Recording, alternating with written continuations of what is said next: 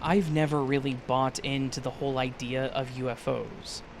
There are people that watch the skies for a living, and I feel like we would have a lot more information on them if it was a real and constant thing. But I'm willing to admit that maybe I've been a bit too self-absorbed on those ideas, after having gone through the event that I went through. This actually happened very recently, and it sort of shocked me out of my non-believer ways, and pushed me deeper into maybe there is something out there territory.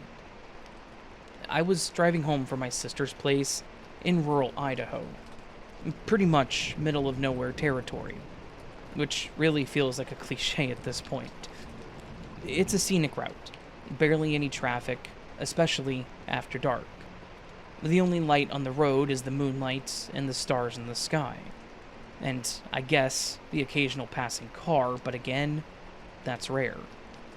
That night was a clear one, and I had my windows down enjoying the cool breeze. It was pretty much the main thing keeping me awake. Driving always makes me tired, and it was later in the evening, somewhere between the endless fields and the silhouettes of the distant mountains. My radio started, well, I guess, skipping. It kind of sounded like I was listening to a CD on one of those old Walkman CD players, and that the lens was dirty, if you know how that was. It would play, pause, rinse, repeat. It did this for several moments to the point that it was starting to annoy the hell out of me. It was worse with the fact that I wasn't even listening to a CD. I was listening to my phone plugged in through an aux cable. Yes, I still have to use an aux cable. I went ahead and pulled over to the side of the road and hit my hazard lights, deciding that I would take a moment to figure out what was going on with my music. I put the car in park and grabbed my phone from my cup holder when the inside of my car was quickly lit up by a bright blue light. It was super quick, like someone had turned on a spotlight, and I kind of jumped when it happened. I glanced up to see what the hell was up there, lighting up the inside of my car. I saw this thing. The best way to describe it, really, it was up in the sky, shining a light down, and then shifting it to left, then right. The craft wasn't large. It wasn't much bigger than my car at the very least. It was at that point that I realized that it wasn't just moving the spotlight, it was more like the craft itself was shifting to the left and to the right, zipping from point A to point B to C and so on. It wasn't a helicopter or a drone. That much was clear. It was too agile and too silent. I just sat there, and I watched this thing as it lit up random spots on the ground, and then it once again shifted its light toward my car. I was seriously shaking, and I don't know why. It was like an instinctual reaction. Like I knew that I needed to be terrified of this thing. I watched as it shifted again and then slowly started to, I guess, descend. It looked like it was getting closer to the ground. At this point, it clicked that I needed to get a picture or video of this thing. Something to prove that this was happening. I reached down to grab my phone and fumbled with it. My hands were clammy as hell. And by the time I opened the camera app and looked back up, it was gone. I don't mean that it floated away. I mean it practically teleported. It was there. The car was lit up. I grabbed my phone and it was just gone. Just like that. It took a split second to go from just hovering near me to somewhere out in the ether. Now, I know that not much happened here, but this was honestly enough to change me from not believing to thinking that maybe there is more out there. There is nothing on this planet that can move like this thing did. It was such sharp and quick, jagged movement. I wish I could give a better description of how it looked, but the light was honestly blinding. And all I could tell was the size of it. And like I mentioned, it wasn't much larger than my car is. I've taken this road 100 times prior to this, and I've never seen anything like this. But I kind of hope to see it again in the future, because I want to be better prepared for it. I actually bought a dash cam just in case it happens, so I can get footage of it. Odds are, it won't, but I'm ready, just in case. So, this event started happening to me a few weeks ago. I work in construction, and I'm not really an outgoing person, so my idea of a good Friday night is sitting at home, ordering something for dinner and picking something up, and just binging something on TV until I passed out. I might go see some friends or do something over the weekend, but Friday was usually my day to just be left alone and relax. On one of those nights, I was eating when I received a call from an area code I didn't recognize. Oklahoma. I live in Tennessee. And it said, "Scam likely." I like to waste their time, so I answered. But they didn't say anything and eventually hung up. So they were probably just confirming that this was a live number. Whatever. But then they called back. Same number, about an hour later. That time I answered again and didn't get a response. So I asked, "Is anyone gonna talk? Or are we just gonna sit here again?" This time, I heard someone laughing and they hung up. I was a little confused there. Was this really a scammer? Because if so, what was the point? Could it have just been a prank call? Again, they're not really good because the number showed up. Granted, it could have been spoofed too, I suppose. But I also didn't get another call from them, so I let it go. The next week, I was on my couch doing the same thing that I usually do. This time I had leftovers, so I didn't even have to go anywhere. Then I got another call. This time it was scam likely coming out of Texas. I once again answered, and this time they asked if Country Boy was there, using my real name, of course. I confirmed and they said, "Cool," and then hung up. Again, it was weird, but I just went about my night. But the number called again. I answered it, and that time they again sat silently. A little annoyed, I asked them, "So you confirmed it was me. You obviously wanted to talk, so let's talk." The person again laughed and hung up. No more calls that night, so someone was obviously trying to prank me. I don't know who or why, but I could move past it. I just didn't have to answer the calls. But then, last week, I got another call. This time it was restricted. I was not going to entertain it, so I just didn't answer. I just kept on enjoying my night. 7 times they called. It was back to back. I even put my phone on silent so it wouldn't keep vibrating, hoping that it would be less distracting. But then I got a text from a number that I didn't recognize, and all it said was, "Answer the phone." Still annoyed but wanting this nonsense to end, I answered.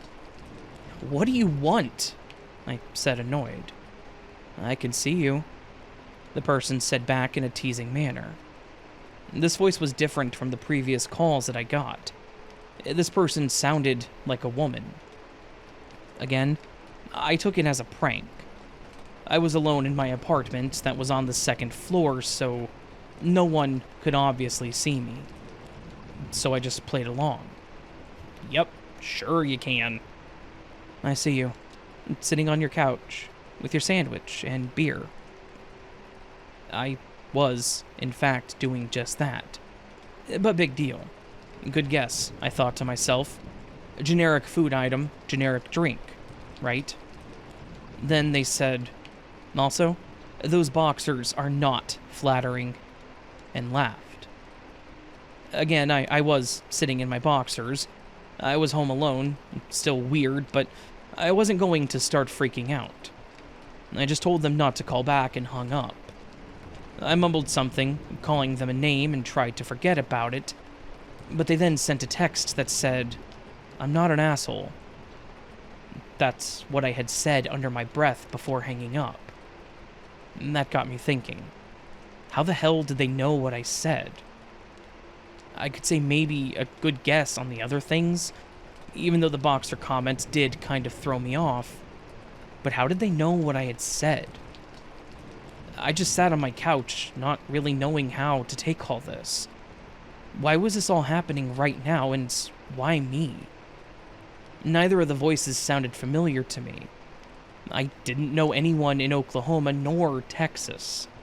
And the number that texted me, after looking it up, it was one of those internet phone numbers. I couldn't find anyone tied to it. I tried calling it, but it said that it didn't accept phone calls, so I was at a loss. But then, the number called back, and I wanted answers, so I answered. I tried to keep up the bravado, to not let them think I was interested in their game, but I think that started to quickly fall. What do you want? I just wanted to talk. Oh, and you're almost out of dog food. Don't make Penny mad. Now I was kind of freaked out. I do have a dog named Penny, and she was running low on food. I was actually going to stop to get more on my way home from work that day, but I had forgotten. I told them not to call back anymore, and I hung up.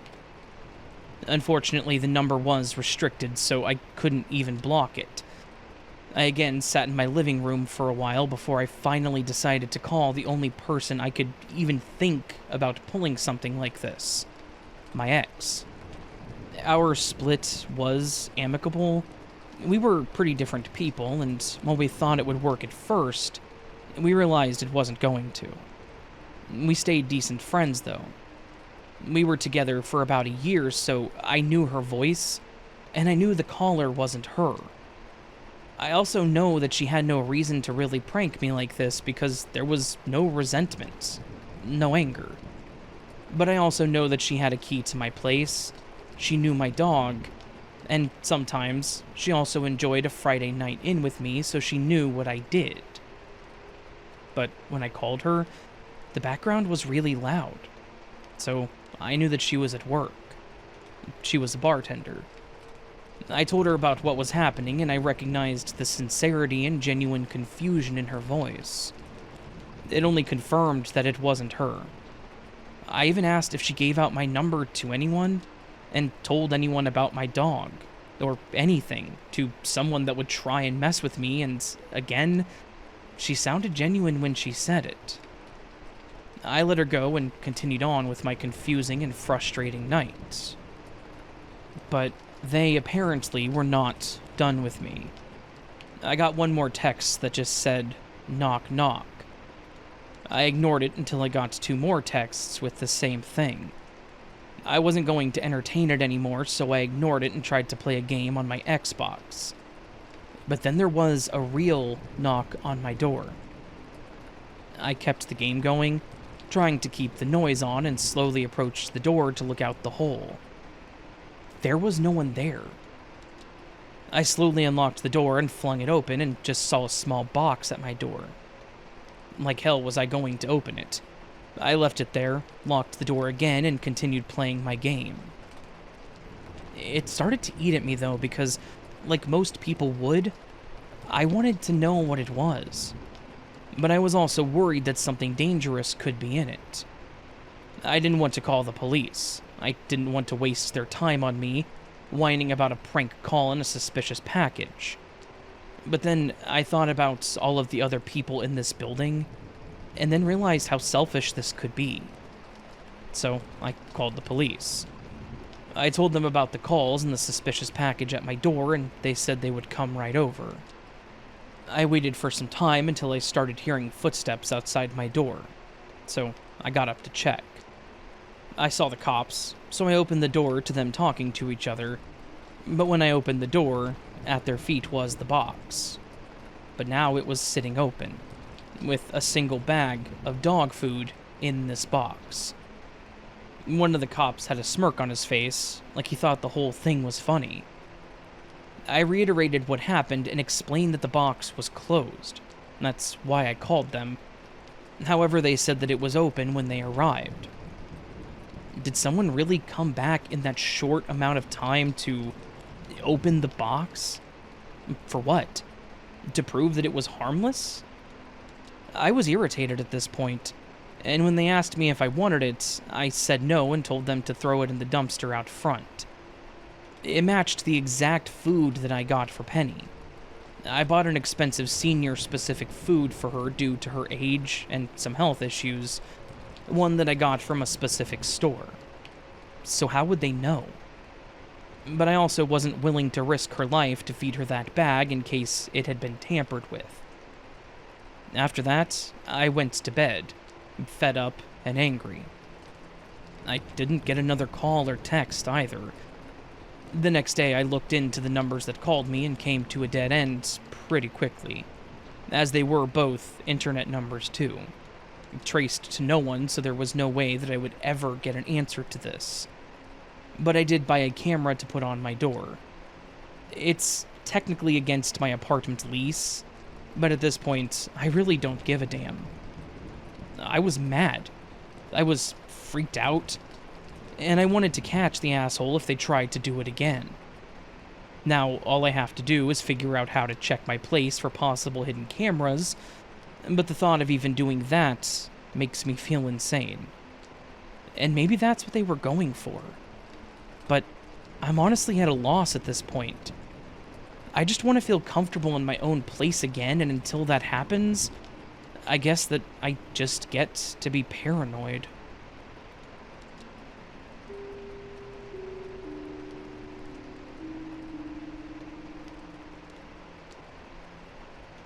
I haven't really talked about this online, though my wife, then girlfriend, loves to share this story with anyone who will listen. Years ago, when we first met, my wife and I shared a love of photography and exploration. We called it ghost hunting, but it was more akin to visiting abandoned locations and taking photographs. I used a 35mm camera with Ilford HP5 Plus film, and she used a Canon Rebel digital camera. We would often scout locations online with plans to visit them and get some pics for our library. This time it was an old abandoned fuel refinery / storage depot just off of a beach overlooking Lake Ontario. It would be tricky getting into the old refinery itself from the front, and so I used Google Maps to see if there was any other way that we could get in. It looked like a wall was blocking most of our way in, except for a small section just off the beach that had only a chain link fence. The beach itself looked extremely disheveled, like it had seen little use, so we hoped this would give us the privacy we needed to sneak in. I mean, sneaking into an abandoned industrial structure isn't exactly legal, and we didn't want anyone calling the cops on us, so we packed our gear and headed out on our excursion. We had a hard time finding the entrance to the beach parking lot, but found it was blocked only by a loose chain that was laying on the ground, half buried in the dirt, as if someone had removed it long ago and just left it there. As we pulled into the parking area, there were no cars except for ours, which we noticed immediately. As we pull in and I park, my wife points and says, "There's people here." I look up and see several dozen people, all along the shoreline, and all staring out at the water at literally nothing.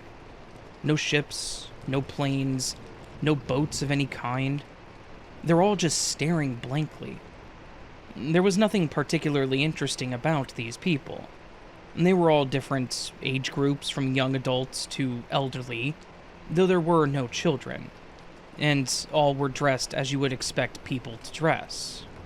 It was a warm, sunny day, and though some were in shorts, I found it odd that others were in long pants with jackets. It was far too warm for a jacket.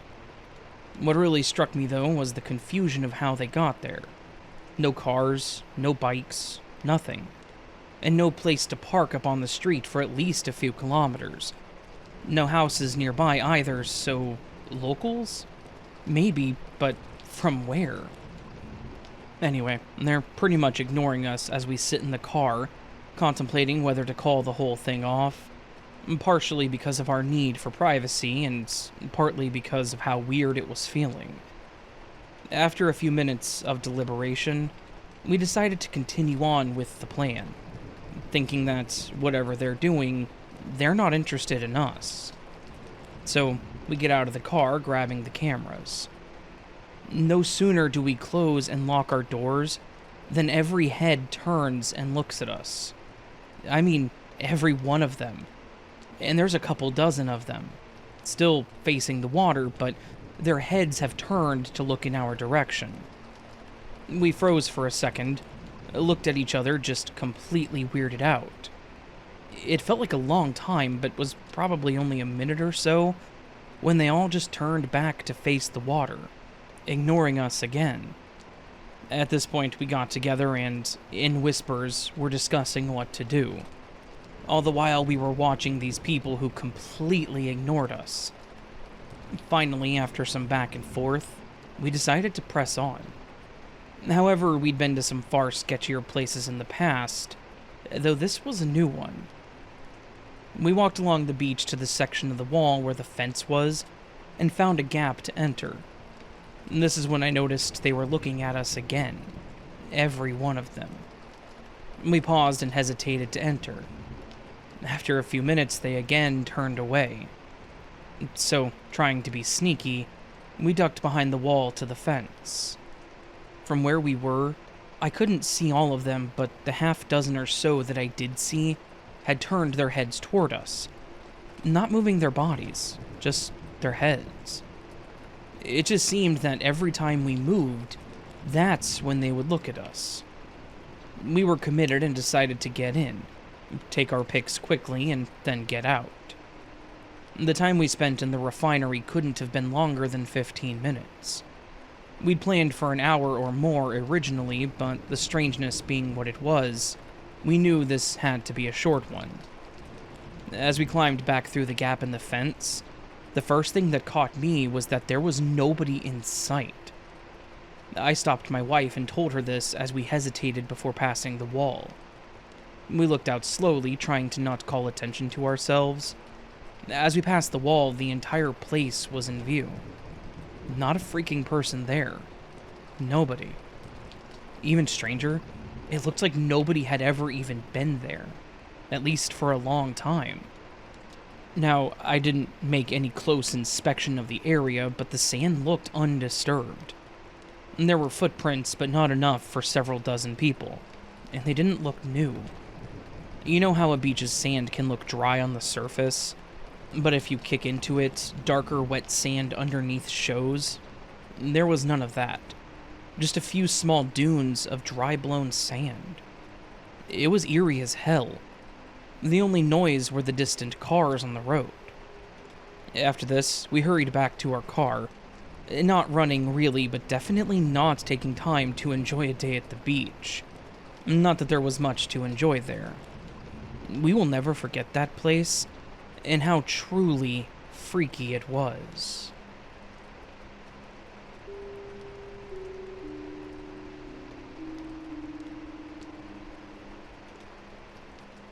Some background info. I am from Madrid, Spain. My family is from a small mountain city. We're all familiar with mountains. Even though I live in Madrid, I always go to hike in the mountain range surrounding Madrid. I would not consider us to be very superstitious and or believe strongly in supernatural events, although I am a huge fan of folklore. This story happened in the summer. Back when I was 14 years old, my mother took me and my brother for a week-long trip to a mountain range in the southeast of Spain, close to the old town of Rio Parviejo. We had already spent half the week going on multiple hikes, and we visited beautiful lakes where me and my brother would swim, despite them being super cold. Overall, we had already had a lot of fun and we were enjoying our small family trip so far. One day, while it was very sunny and warm, we went on a hike again to this kind of abandoned trail, which some of the locals of the village had recommended. It was not accessible by car, and there was no phone service. We could not care less, since we loved to spend time in nature and we would spend our time walking and talking instead of being on our phones. We found a crystal clear lake with beautiful turquoise greenish water and lots of water vegetation in it. My brother and I immediately jumped in, and afterwards we had a picnic for lunch. So far, so good. Suddenly, while we were enjoying our bocadillo de jamon, we heard a loud scream. It was very high-pitched and just overall scary. Considering the fact that we were next to the lake, in a small valley between tall mountains, we could hear it kind of echo. All three of us immediately looked at each other, startled. We were certainly not imagining anything. From what we could deduce, the sound came from the other side of the lake, in a very bushy area. The lake itself was not very big, and we decided to make our way around it to investigate. Because although we had not seen anyone during the entire day out there, maybe someone was in danger, or needed help. I cannot really specify what the screams sounded like. In hindsight, it was not your typical scream for help, but who knows what humans are capable of sounding like when they're in dire need of help, right? After a 20-minute walk, we were already getting to the entrance of the bushy area at the other side of the lake. All three of us approaching with our walking sticks in hand, and in a cautious position. The first thing we noticed was an awful smell of rotting flesh. That, together with the scream earlier, made us feel a sense of dread. Normally, you would feel welcome when helping someone out, but we did not feel welcome at all in this place. My instincts were telling me that we should just backtrack our way out of there, while not losing sight of the bushy area. However, we could not shake the feeling we had to help if someone needed it. So, we decided to proceed slowly. The joy and laughter we had at the other side of the lake were no more. Whatever was going on at this side of the lake, it felt wrong and ominous. I cannot talk on my brother or mother's behalf, but the hair on my arms stood on end. After making our way through the bush for 10 minutes, we were finally reaching a clearing. During this whole time, the sense of dread had continued and the awful smell of rotting flesh had only increased. Finally, in the middle of the clearing, we saw what caused this smell. In what seemed to be the perfect middle of this small clearing, we found the dead corpse of a deer. Or at least what remained of it. The limbs were removed, and the head was half-eaten. The thing is, the cadaver looked fairly fresh, as if it was killed that same day. However, the smell was still that of a rotting and decayed corpse. It did not make any sense.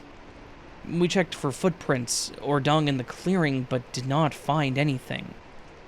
A logical explanation would be wolves, or even bears, since we get both of them in rural Spain.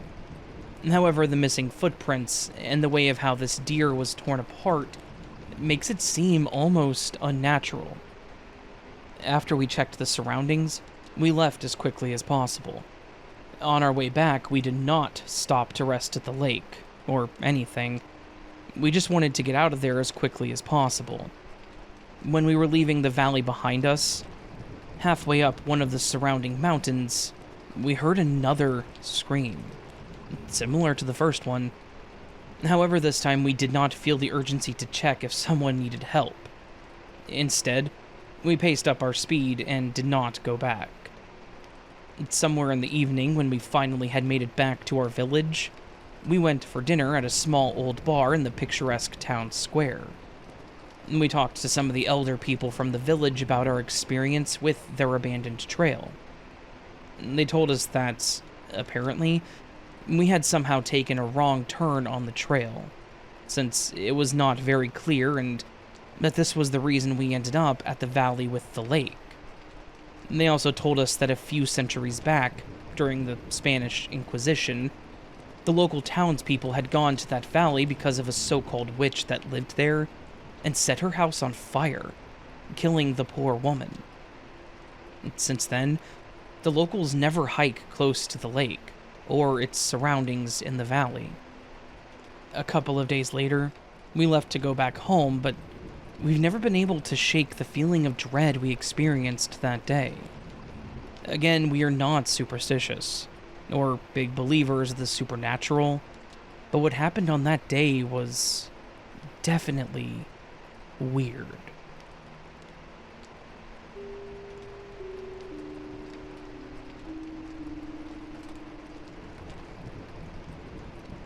Hi, Raven. I love you and your channel. I've been into Glitch in the Matrix stories for a couple of years now, and I like the way you tell stories, and also your voice is soothing. Thank you. Anyway, I have a story that I wanted to share. The story takes place in the Midwest about 30 years ago. Man, I feel old. Anyways, this story involves two of my cousins, my little sister and myself. To protect my family's identity, I will be using fake names. Okay, so here's my story. So, growing up, it was just me and my sister Jasmine. My sister and I are 2.5 years apart, but we would spend all of our time together. My mom's sister, my aunt, has 6 kids, 5 girls and 1 boy. So, on the weekends, we would beg our mom to go spend the weekend at her sister's so that we could spend time with our cousins. We were close to 2 of our cousins because they were close to our age. My cousin Tay was 10 like me, and her sister Lindy was 8 like my sister. So, it was a normal weekend and we had plans to go exploring. That Friday, we were supposed to go to the movies, but all of us kept arguing about what movies to go see. So, after my aunt calmed us kids down, we all decided to tell scary stories in a makeshift campfire in the living room. My aunt fixed up the living room. We ran to the bedrooms and grabbed all the sheets, pillows, and blankets that we could carry and took them downstairs into the living room. After putting the younger kids to bed, my aunt brought snacks for our story time. We were all supposed to have a turn telling a scary story. So, my eldest cousin started the stories off. The night was so fun, and the scary stories being told weren't that scary. That is until my uncle came home. Once he saw and heard what we were doing, he wanted to jump in and tell his story. My uncle sat down next to my aunt and started one of the craziest stories I have ever heard. This is when the mood in the room changed. So, in my uncle's story, he said that there was a statue of the Virgin Mary that was supposed to be the protector of a cemetery right down the street from where we were. He described the statue as being big and white, standing on a stone slab in the middle of the cemetery, with her head bowed and her eyes closed with a book in her hand. He said that many people believed that this statue protected the real birthday of Jesus. He said that Christmas was labeled as Jesus' birthday because no one can know the real date. He told us that him and his friends didn't believe it, so they tried to open the book in Virgin Mary's hands, but checked out. When he was done with his story, we teased him for being such a scaredy cat and not opening the book, since it was just a stupid statue. My uncle laughed it off, and we all ended the night. Throughout the night, I couldn't stop thinking about the story that my uncle told. So, I made the plan to talk to my cousins in the morning because I wanted to go see this statue for myself. I finally fell asleep and woke up to my aunt cooking a big breakfast for us all. After all of us showered and went down to the kitchen, we sat down at the table to eat. After breakfast, I talked to my cousins about going to the cemetery that their dad had talked about the night before to find the statue. My cousin, Tay, and I were all for it, but our little sisters, Lindy and Jasmine, were scared because of the unknown. Lindy said that she didn't want to go because her daddy said the statue would come to life. We laughed at her and teased her until she gave in. Then we were headed out. The walk to the cemetery didn't take long, about 15 minutes. We were talking about what we might see and how excited we were, when it felt like something was off. The feeling in the air changed a little bit, and I got a feeling of quick fear. I shook out of it when we walked up to the entrance of the cemetery. Tay walked in first to try and prove that she wasn't scared. Me and our sisters followed suit.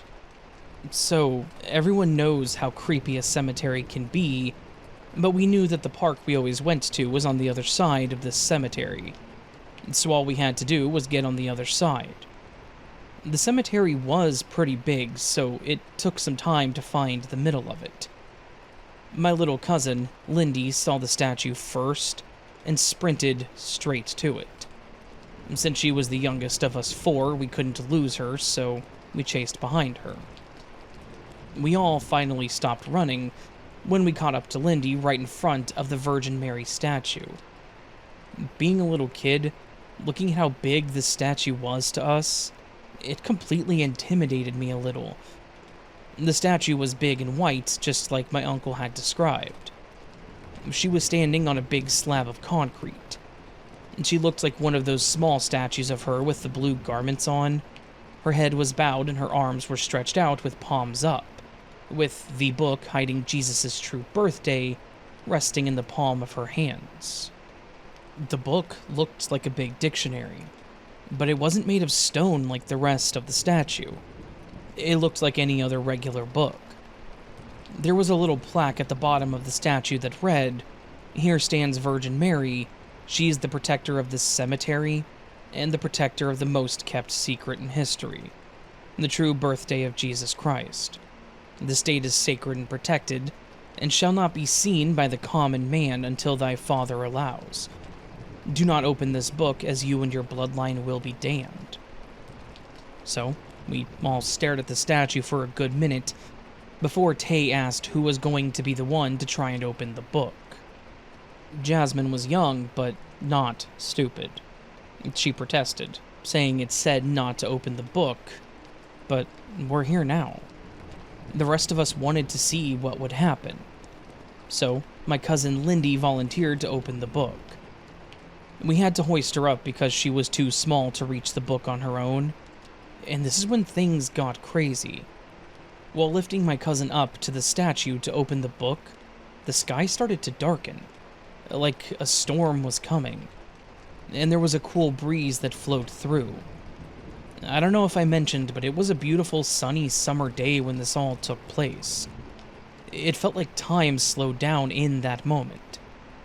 As I watched my cousin Lindy go to open the book in Virgin Mary's hand, I swear I saw it move.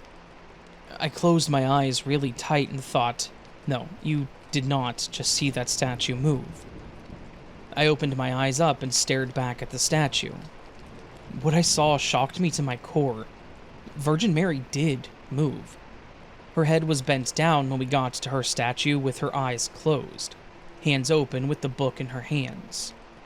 But when my cousin went to open the book, Virgin Mary opened her eyes, lifted her head, and started to step off of the concrete slab that she was standing on. And her mouth was starting to open to speak.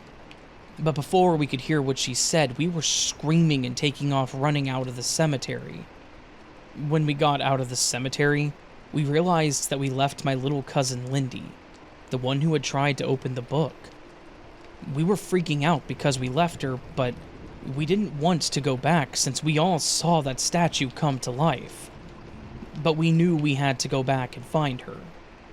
So, after getting the courage to go back, we ran into the cemetery towards the statue and saw my cousin Lindy literally floating about a foot off of the ground. I stood frozen as I saw a white, see-through figure holding her up by her shirt. Her sister Tay yelled out, "What the hell?" And the figure whipped its head towards us before dropping her sister and disappearing. We ran to my cousin, swooped her up, and hightailed it out of there. We made it to the park and checked on Lindy, who now had a gash on her head, and we asked her if she was okay. Once she assured us that she was okay, we all started talking all at once to describe what we saw. We all came to the conclusion that the statue did walk off the platform. Her head did lift up and her eyes did open, and she looked very angry to be disturbed. Lindy confirmed this when she told us that the statue told her to never come back to that cemetery again and to never ever touch the book. I'm sorry that this story was really long. I just wanted to make sure that I was as detailed as I possibly can be.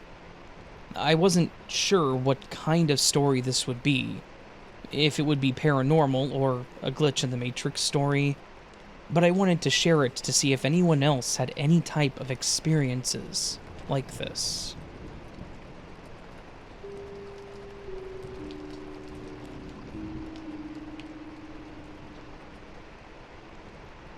This happened during the winter of 2010, while I lived with my father for a time.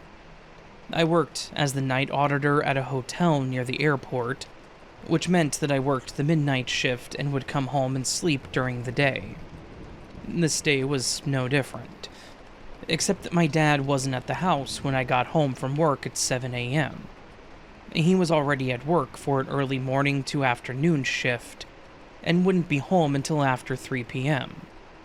That was no problem, as I was an adult and didn't mind being alone for a while. He even went on a few trips while I lived there, and I'd have to spend the nights I had off alone in the house. Someone breaking in or monsters in the closet were the last things on my mind. I will add, on the day that this happened, we had snow out here where I live in the early morning hours, which made the roads bad. I had to drive carefully, which made me a bit on edge when I got home, as I was tense. I tried to unwind, but decided to go to bed around 8 a.m. I fell asleep fairly quickly from being up since the day before, and slept for several hours before waking up for the first time in the early afternoon. This is where things were frightening, because I noticed footsteps coming from right outside my door as soon as I was conscious. Floorboard squeaking is a very distinct sound, and I was sure that's what I'd heard. I looked at the alarm clock on my nightstand just after 1 p.m. Oh, Dad must be home early, I thought. Curious, I decided to check for myself. Our house had an attached garage where my car was, so I went to the window. I expected to see my dad's yellow Mini Cooper in the driveway when I checked. I got up from my bed and made my way to the window.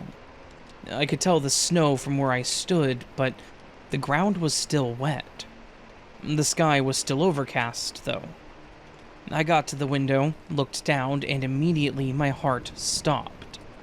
My dad's Mini Cooper wasn't there, which meant the person I heard must be an intruder, right? With my legs shaking, I tiptoed into my dad's room and took his pistol from his chest of drawers, convinced that I wasn't alone there. Treading softly, I moved into the hall to search the premises fully with the gun trembling in my hand. Blue, wintry light filtered into the dining room, the only light that I could see. I was too afraid to switch on the light or to speak and give myself away. I checked upstairs and found no intruder. And then I moved to the finished basement, where our family room is, with cable TV and couches. There was much less light here than upstairs, which made me even more nervous. When I got to the bottom of the stairs, I hid behind the stairwell, surrounded by 2 walls. I glanced into the family room, still no one, thank God. The last place that I checked was the back room in the basement. No intruder was in the house, but I almost wished that there had been, because hearing someone walk around meant that I'd heard a ghost and that this house was haunted. I'd heard that the house belonged to an older woman who had died recently. Out of respect, I'll avoid suggesting that I heard her that day just because I knew her son, but I can't help but wonder.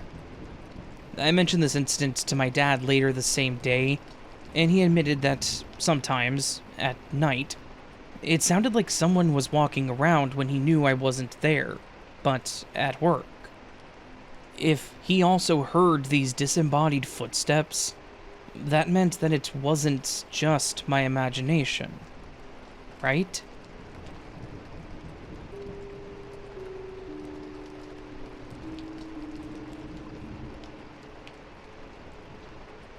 I'm working as a custodian at my old school. I know, really living the dream, right? Understaffed, overworked, and underpaid, just like everyone else is right now. There are perks to this job, however. I live 2 minutes away. Great benefits. And if something comes up on a Friday, I can come in Saturday to make up for it, without having to use any of my PTO or vacation days. One dreary Saturday morning, I was making up for the night before. Cold and rainy, just how I like it. My coworker was supposed to come in as well to set up for a basketball game and to make some overtime. Or so I thought. I show up and I'm the only one in the entire school. Now, it may be a small district, but our school is pretty big for such a small community. We have grade school, middle school, and high school all under one roof. I work in the middle school section of the building, smack dab in the center of the school. Middle school. Get it? I was walking down to my custodial closet when I heard a toilet flush. Now, this wouldn't be a big deal if the lights to the bathroom weren't motion sensors, as well as the toilets. I thought to myself, okay, I'm not even going to acknowledge that, and just kept walking. Being all alone in a building that big, your mind is sure to play tricks on you, although I'm sure I look weird on the security cameras constantly looking over my shoulder, or around corners. I get to the custodial closet, grab my cart and garbage can, and start on my normal routine. 2 hours in, I have to go to the bathroom. I use a private one behind the kitchen in one of our 3 boiler rooms. Each section of the building has its own boiler room, where we keep additional supplies. This will be important later in the story. I go to the bathroom and have my AirPods in when I thought I heard someone walk in. I take them out, and I hear the sound of running water. I call out to see if someone else is in the bathroom with me, but I don't get a response. I finish up in the stall and open the door to see nobody there, but the sink is running scalding hot water. Now, this is super weird, because this sink wasn't running when I walked in, and it takes forever for it to warm up, let alone get that hot. I washed my hands and noped out of there.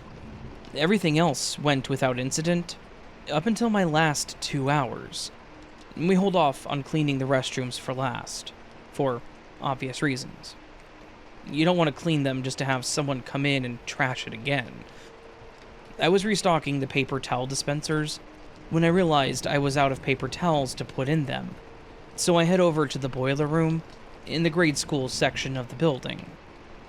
As I unlock the magnetic doors to the grade school, I could have sworn that I heard someone slam the boiler room door closed.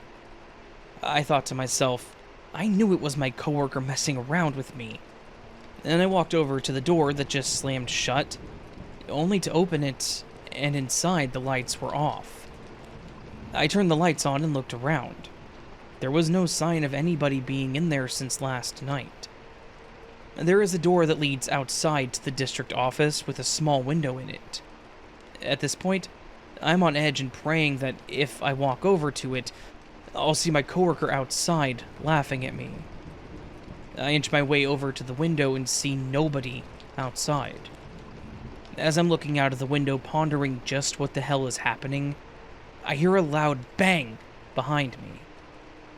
At this point, I'm kind of thinking about running out of the door and just going home because something is clearly not happy that I'm here. I somehow muster up the courage to turn around, and again, nobody is there, but a whole case of Lysol is on the ground.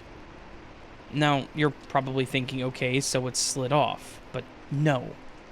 This particular case of Lysol had mold or something growing on the side of it, and it was covered in dust from having been sitting there for 20 plus years, before one of our coworkers died from complications involving COVID.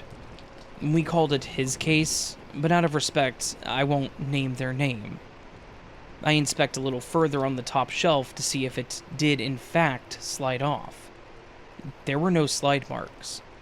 It was like someone picked it up, held it over the edge of the shelf, and dropped it. I didn't even put it back before leaving the boiler room and the grade school to escape to my closet for a breather. Since then, I haven't had a single incident. I've stayed from 8:30 p.m. to 5:30 a.m. by myself and haven't experienced anything weird, outside of the usual sound from something kicking on the other side of the school. I listen to your podcast at work, Raven, and thanks for keeping me entertained while I do boring, monotonous work for terrible pay. Well, thank you for sending your story in, because that was creepy.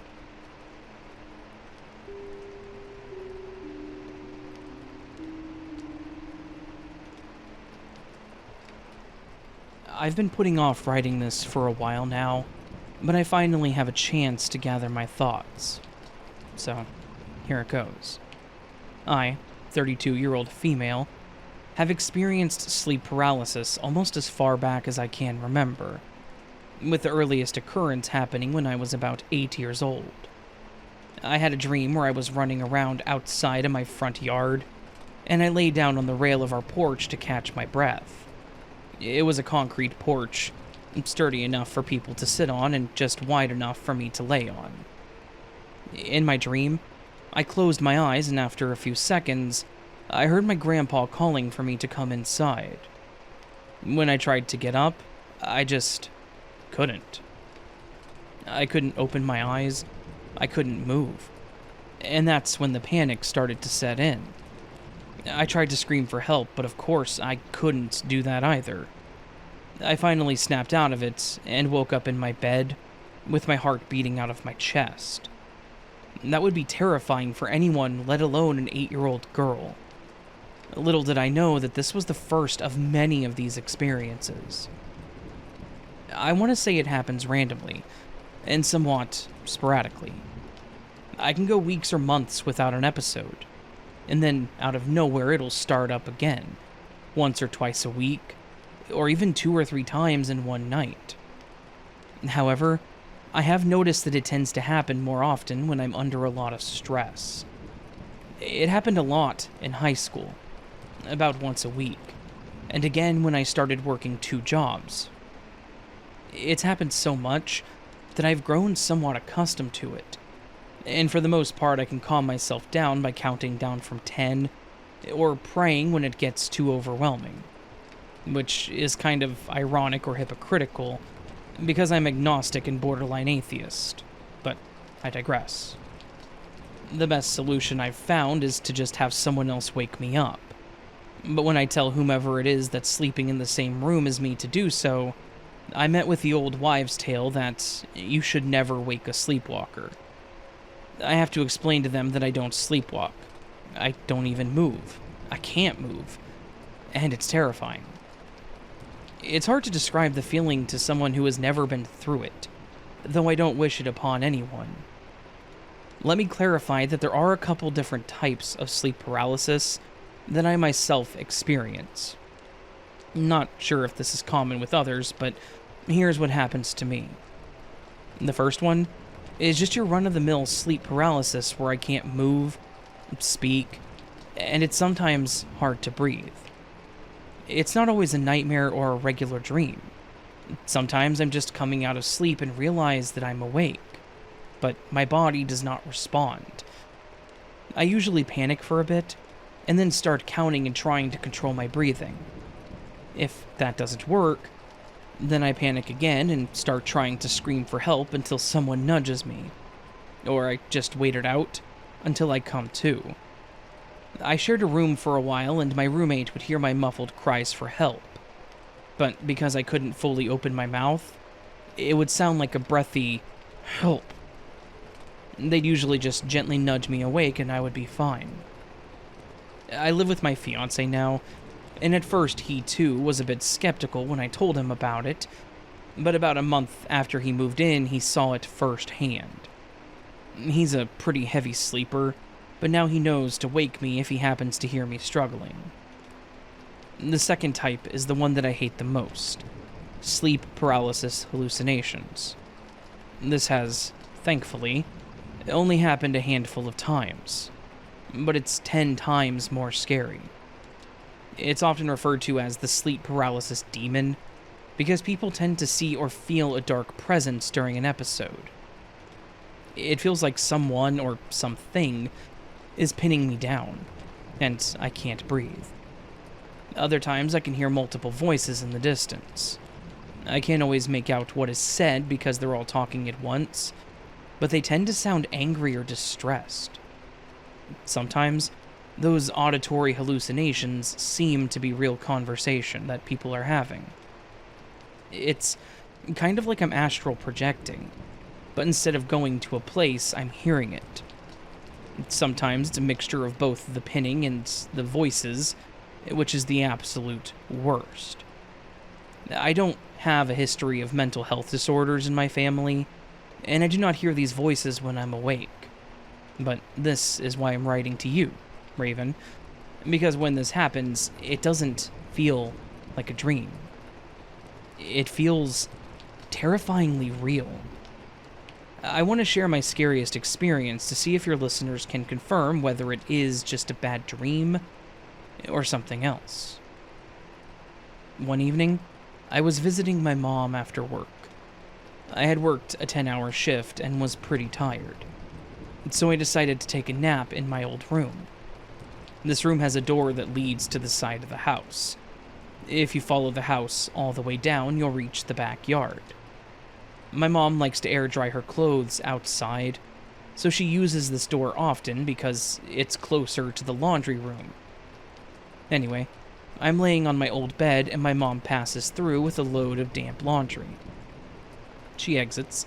I see her shadow pass by the window, and I hear her flip-flops flapping against the pavement outside, getting farther away as she makes her way to the clothesline in the backyard to hang her clothes. After a few moments, I'm half asleep when I feel my mom come back inside. And as she reaches my bedroom door that leads to the rest of the house, I ask her to turn off the light, since the light switch was right by the door.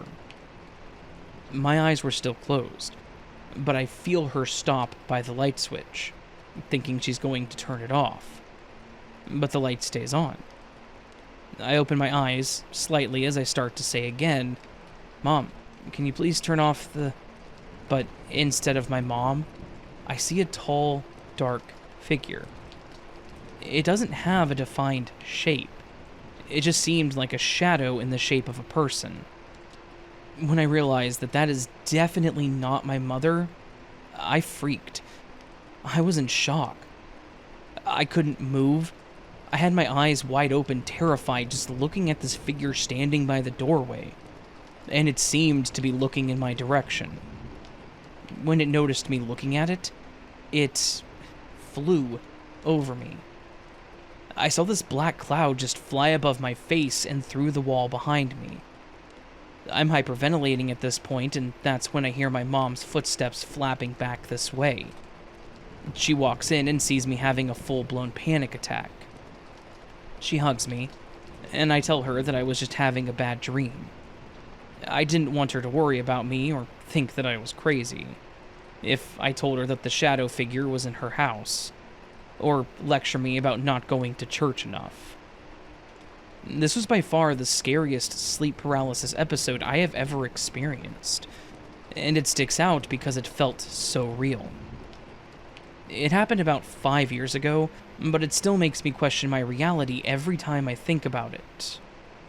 I consider myself a skeptic with an open mind. I like to analyze things and find a scientific explanation to things. But I do think there are some things that just cannot be explained.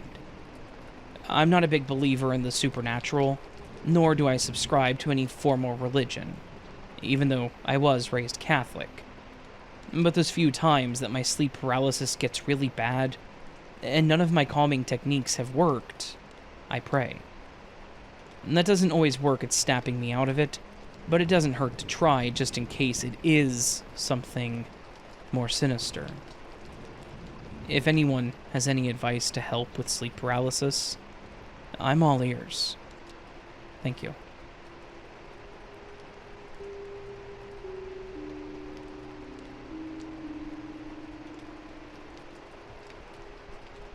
When I was 21, I worked as a dental assistant for a private practice of dentists, all of whom were head of their departments at the dental college. One was the dean of the dental school. I worked predominantly with one, but during the week also rotated to work with the others. I can't forget that I was whizzing through my AM duties, and my last task was to open the window to the office, turn on the sound system and waiting room lights, and straighten all the magazines and make sure that things looked nice. Then I would unlock the door to the office for patients to come in shortly. This day I was early and finished quicker than I expected, and looked up at the clock and then sat in a chair in the waiting room. I heard pages of a magazine turning, rustling or shifting in a chair in that room. That made me want to hear it again, and as I opened the office, sometimes it was quiet, but many times in my 5 years, I would hear those pages in the magazine turning. Was time trapped? Emotions? People's anxiety of waiting? I finally told someone who was older that had been there way longer than me, who did confirm that she had indeed heard it too. Another unrelated one, my tuxedo, mean female cat always hit my father's leg to feed her every morning, and once after her death, he told us that it weirded him out. And I replied, thank God, because she's been lying on my feet in my bed for months.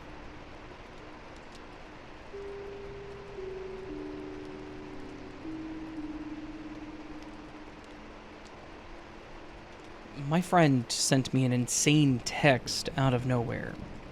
If you look at my post history, you'll see that I'm into the paranormal, but I'm not crazy. I browse this Reddit, the paranormal subreddit, and the UFO Reddit, but I have a degree in biochemistry. I had something happen off K10 in Kansas in 2012.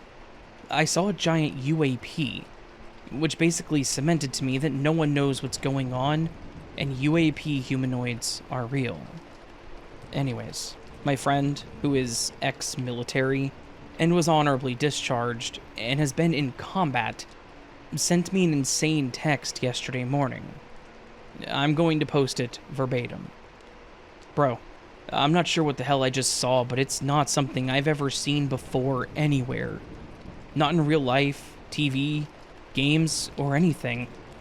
I was walking my pet dog, and we were down by the tree line behind the trailer park between K10 and the trailer park on 31st and Iowa at 4:30 a.m., and the dog just stopped dead in his tracks and started barking at the sky. I looked up, and there was something floating about 50 feet above us. And the closest thing I can relate it to is something shaped like a human with massive wings and glowing eyes. I pulled my phone out, and it shot straight up and disappeared. My freaking heart is pounding right now. He sent me the text right after it happened. The closest description he gave was that of the classical Mothman trope. Tropes, like Mothman, are just sensationalized ways of categorizing people's real unexplained experiences, in my opinion, but they're useful because they help categorize people's experiences. My friend knows that I'm open-minded, hence why he reached out to me first. The OP then added a comment with more information. But yeah, a more detailed description. Classic Mothman-type humanoid. It was massive, and in shadow because the moon was behind it. He said it had a weird blue aura or glow. He said when he first looked up, he hadn't even noticed it because it was silently hovering above the trees 50 feet up. He said that its eyes glowed a deep blue. Blue is not a color found in nature generally. It was massive. It had a wingspan of 30 feet and was at least 10 feet tall. He said it was thick, like a bear, almost. It was wearing a black robe akin to a Grim Reaper robe. It had a flat humanoid head with flat, non-distinct nose and mouth and no obvious ears. He said that when they made eye contact and the dog started barking, it looked confused or scared, and then let out a slight gasp as it used its wings to immediately shoot up and away at an insane speed. The fact that it hovered and was able to immediately shoot up and away at the speed that he described is what has me the most confounded. That, and the fact that it had a slight aura, makes me think that it does not fly by purely mechanical means of its wings, especially since he said that it was damn near silent when it flew off. He said it could have easily just crushed them by landing on them if it wanted to. He said the dog is constantly looking up at the sky on their walks now. It has to be seriously affected to alter its behavior, because it's a rambunctious 2-year-old untrained pit bull. Additionally, about 4 months ago, he had another experience in the same area behind his trailer park. He heard someone screaming behind his house out in the woods. He went out back and yelled out and heard someone scream, "Help me." He then saw what looked like a phone flashlight, and then it turned off, and then silence.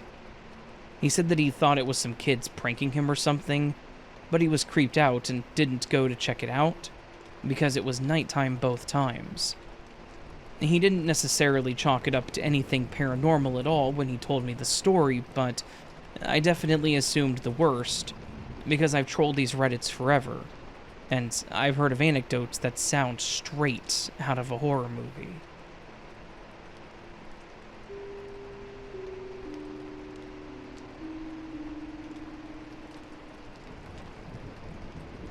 This happened to be in my family back when I was about 8. I'm 19 now, and it's still something that we bring up on occasion because we still have no explanation. My parents owned some property down in Florida, so we often went there on vacations.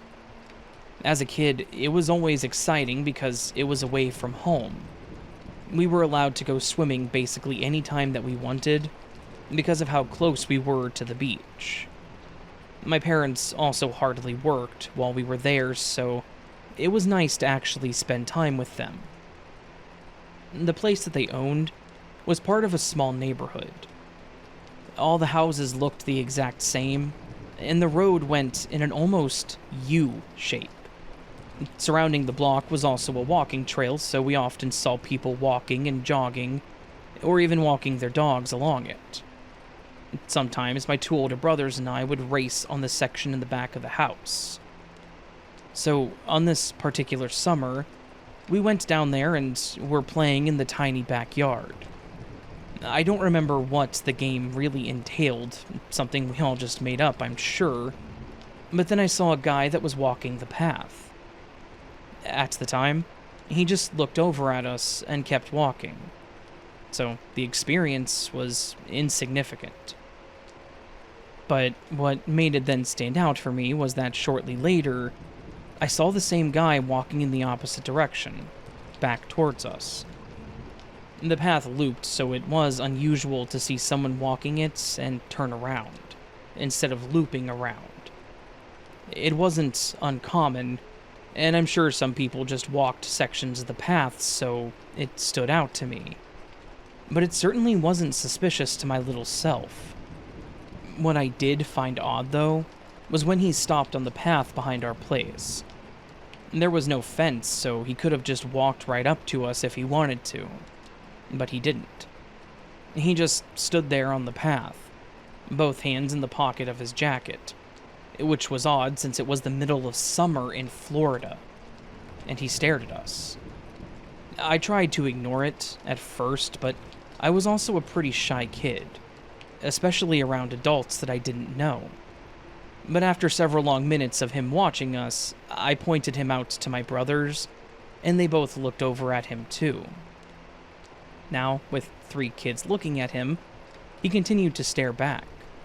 No smile, no wave, didn't say hi, nothing. My brothers said that we should just go inside, so that's what we did.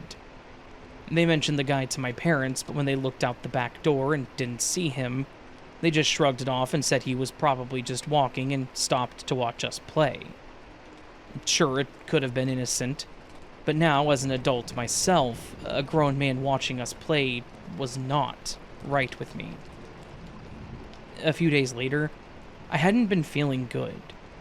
I had a stomach bug or something, so I wasn't feeling like going anywhere. My dad wanted to go on some alligator boat ride and fishing, but since I wasn't feeling well, he took my brothers, while my mom and I stayed home. Other than the being sick part, it was at least a nice girls' day in for us. We watched movies, worked puzzles together, and ate junk food. I was on the couch that was against the wall, the same wall the front door was on, and there was a window above the couch. My mom was sitting in her chair, which was opposite of me, with the coffee table in between us. I was half awake, half focused on the movie when out of nowhere, my mom screamed, startling me. She jumped up and raced to the front door, locking the door and the deadbolt. Confused and frightened, I looked out the window to see what she saw.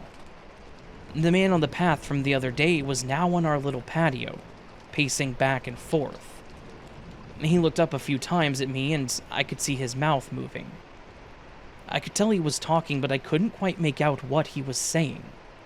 I was scared. He weirded me out before, but the fact that he was now so close to our home while my mom and I were alone terrified me.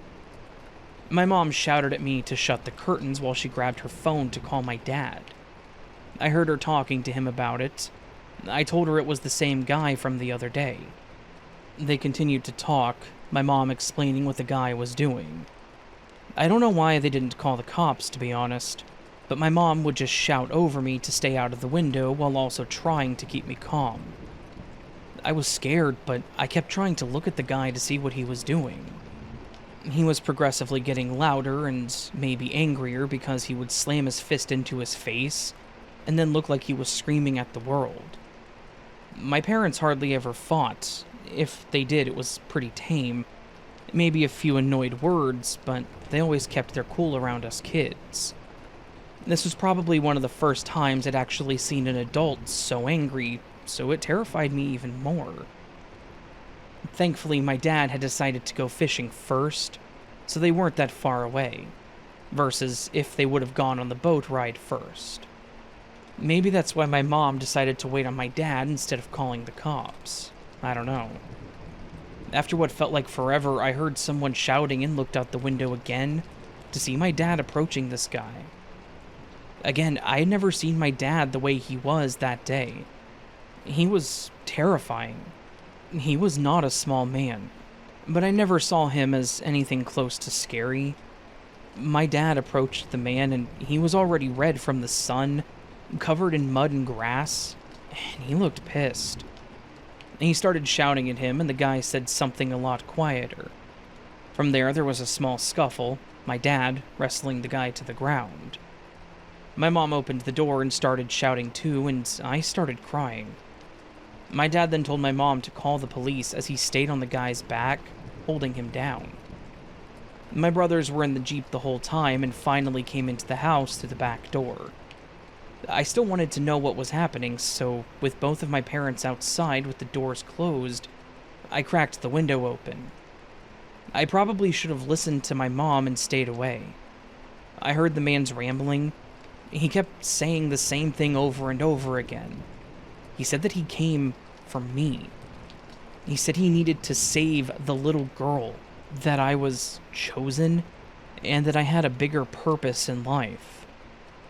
As children do, I immediately blamed myself. He was here because of me? For me? He had scared my mom, brought out this angry man in my dad. He ruined our vacation because of me. That was the day that I realized the dangers of the world, my sense of security and innocence being torn out of my head. I saw how dangerous people can be, even if they looked fairly normal. We still don't know what his intentions were and what he meant by it all, but it terrified me. The cops arrested the man, but I still don't have any answers. Maybe my parents know more, but just didn't want to tell me. To try and keep that sense of childhood innocence, I'm really not sure, but honestly, I don't want to ask.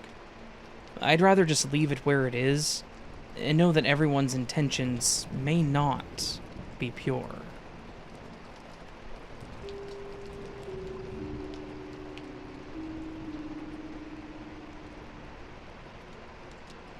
I worked with a guy named Ricky, and we became good friends, and this is his story.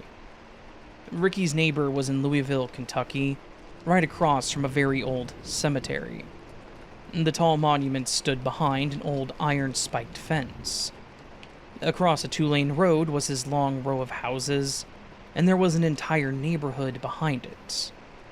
But at one time, years back, they had to move many graves to place that neighborhood where it was, and to put the road there, and many of those first row of houses were haunted.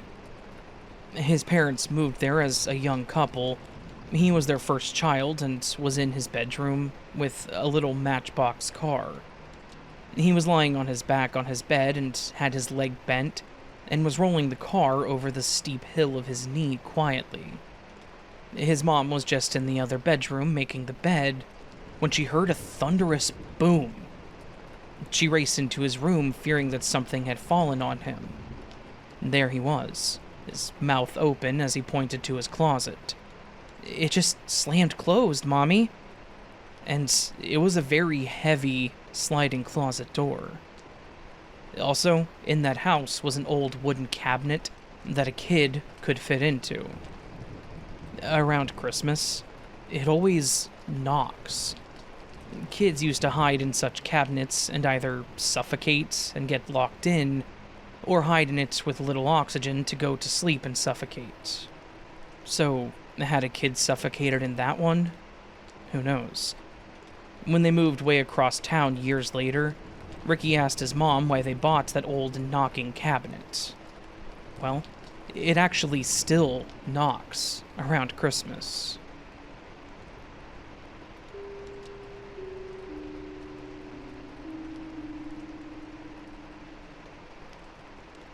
I was 20, and a friend of mine had visited with me at my house. Her car had been stolen at a work friend's apartment. My friend was staying with her due to her father taking a big job in another city far away. She had just graduated with a bachelor's degree, and her mom had divorced her dad and was at the opposite end of the country. She was looking for a job in her field and was only working a minimal job and had agreed with her work friend to split rent. It really helped her out in this emergency, with college ending and her dad basically giving her a swift kick. I was working full-time and had some money, so I told her since her car was stolen and she felt trapped in a godforsaken industrial area with huge spaces of open land, a monstrous-sized plant that was an automotive manufacturer, and one gas station, and this odd sleepy block of apartments in the middle of darkness. I lived so far from it. But she was young, disappointed, hurt by her dad, and suddenly catapulted into adulthood. And she had finished college with no money coming in. She needed cheering up, and to take a drive, talk, go out to eat, and visit at my place a while. So after work, I'd gone there and picked up my friend, and at that time, it was the longest drive and winding hogback road you've ever seen. That's Kentuckian for a road, either a ride in the middle that has 2 lanes and slants downward on both sides like the spine of a hog. Those are narrow and hard to drive on because you feel like you're always falling off, because you are. Anyway, so I did have to concentrate on how to get there, and then back and home again. So I was really paying close attention, plus I didn't want to scratch on my new Mustang that I had just purchased. After having a very fun, uplifting time, I had shaken off my workday in a dental office, and she felt more positive after working in the circulation department of a downtown newspaper, maybe 20 miles away from her gross new living space. The trip home, I was walking on eggs in the darkness, and huge telephone poles like they have in rural areas, with super tall poles and drooping draped wires that were scattered along the roadside, yet no damned streetlights. I had to go slowly since those curving roads were so dark, and I was relieved to see the second or third shift at the only light source, the auto plant, was working. She lived on the other side of that street. I told her I'd had fun and waited for her to get in safely, and then took off. I was now more familiar and zoomed down the road, knowing it would be an hour home since I was in the suburbs. Nobody was on the road. Period. I could see the black sky held way more visible stars than at home. Curve after curve, I took, and after 20 minutes, I saw what appeared to be the largest and lowest flying helicopter I'd ever seen. At that time, my city did not have medical helicopters, and I didn't see all that many on a daily basis. But this huge craft seemed to be so low and was descending quickly, and a bright light shone out of it onto me in my car. I could hear my mother's comment. It was likely a police helicopter looking for criminals or escapees, or practicing night flight in my head. I reasoned, yeah, that's it. But the light was so intense that I had to stop. I noticed those low drooping, huge, around phone lines, and recall seeing 2 strands and a tether holding them and a giant pole, where I stared at it as it appeared to land by my left side. I hit my window button and it shot down. I only heard my AC, and I switched it off while still looking. I feared that it would hit the line and maybe explode or entangle, and I saw now that it was below the lowest level, but I saw no propellers on top, and it was silent, even for being that close. I didn't want to see it hit that wire near me, so I took off fast. I moved quickly away from this potential disaster. Finally, I got to the first city that I would call civilization I was used to. That was more than 30 minutes away from home. I felt unstressed here as I worked in this familiar town and looked around as I sat at a stoplight. Nobody else was out that summer night. Waiting for green, I glanced upward. That flying propellerless thing was in my view. Was it following me? No, things may seem that way, I thought, due to something. I moved on now, and every step there it was closer to me. I wasn't afraid, but curious. No noise, all black, bright light on me earlier in the middle of nowhere, and no wings or propellers. Maybe it was some kind of new stealth craft? Cool, I thought. I noted the shape. It was wide, long, and stubby, and thick. I traveled on at every stop there was, and it was always so close. Now it felt a little creepy. I hadn't done anything wrong, I thought. If it's a police craft, then, it's definitely following me. I went on for about 30 minutes, and getting to the crest of a hilly area by our house, where I turned at a church and grade school. I flipped off my lights, and I sat on the desolate subdivision road for about a full minute, and then crept up another steep hill. You could go one of 2 ways to our street. Then, I saw it move up into the sky a bit. I turned on my lights and made my way back onto the street, and into my driveway, and there it came, fast. I felt terror, honestly.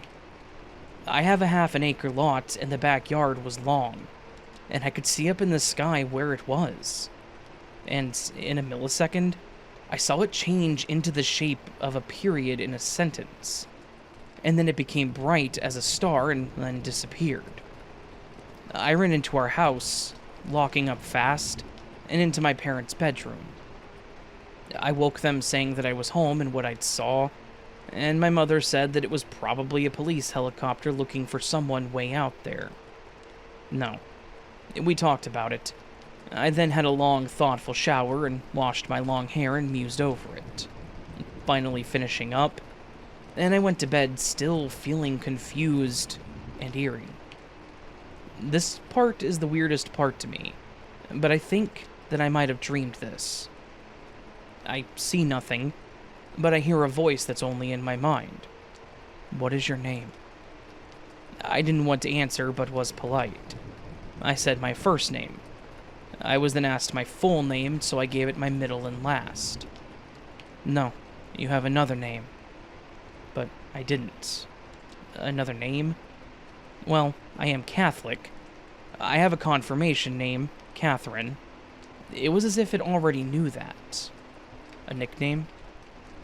I hadn't thought of it many years as I stopped using it at 6 in school, because I was 20. Kitty? I said. It went on and on and on, asking every single relative's name on both sides of the family. Aunts, uncles, all of my cousins. And I was so tired and felt so frustrated. But though I didn't want to go over every damned thing in my head, I already well knew that he had me go over my education, and everything else, you name it. As I tried, it was like I wasn't being allowed to even rest or sleep, but was being forced in some odd way to comply. I was compelled to answer what seemed like hours of things that I well knew, and I felt so frustrated and tired. Finally, it finished. I didn't dream anything or anything else, if that was a dream, and the next morning I felt really weirded out. It wasn't until years later that I even heard the term cigar-shaped craft, or learned UFOs often steal power from power lines by hovering very close to them. I've never been one to rule things out, only take in data, so to speak, and try to be scientific, level-headed, analytical, and to weigh facts on both sides of issues. So sometimes I never come to conclusions on things, if I do or don't believe certain things, but it was that interrogation that I know I would never subject myself to. That questioning, it seemed to make me conclude that it was a UFO.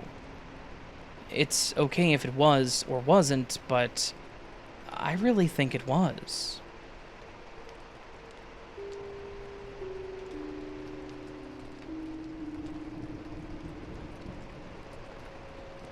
A few years back, my friend got a house for a steal. I have dual citizenship. I'm American, but I live abroad. This took place in that country.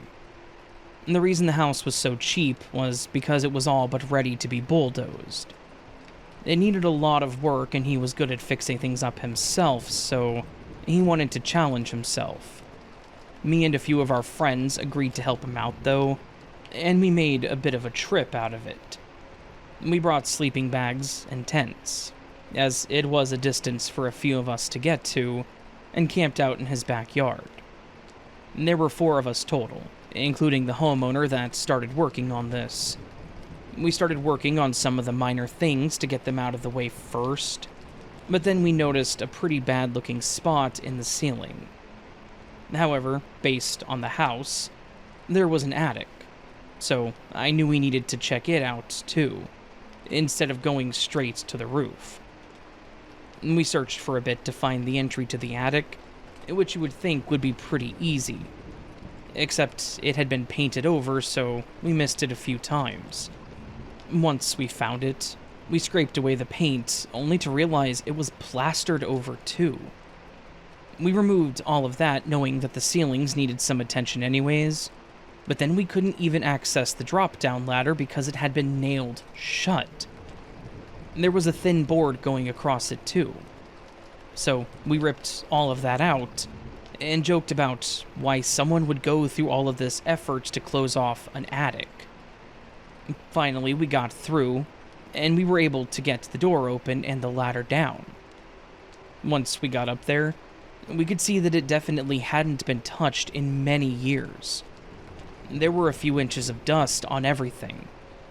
There was no light in the attic, not even a small window, so we had to grab a few torches and even ran an extension cord up there for a lamp.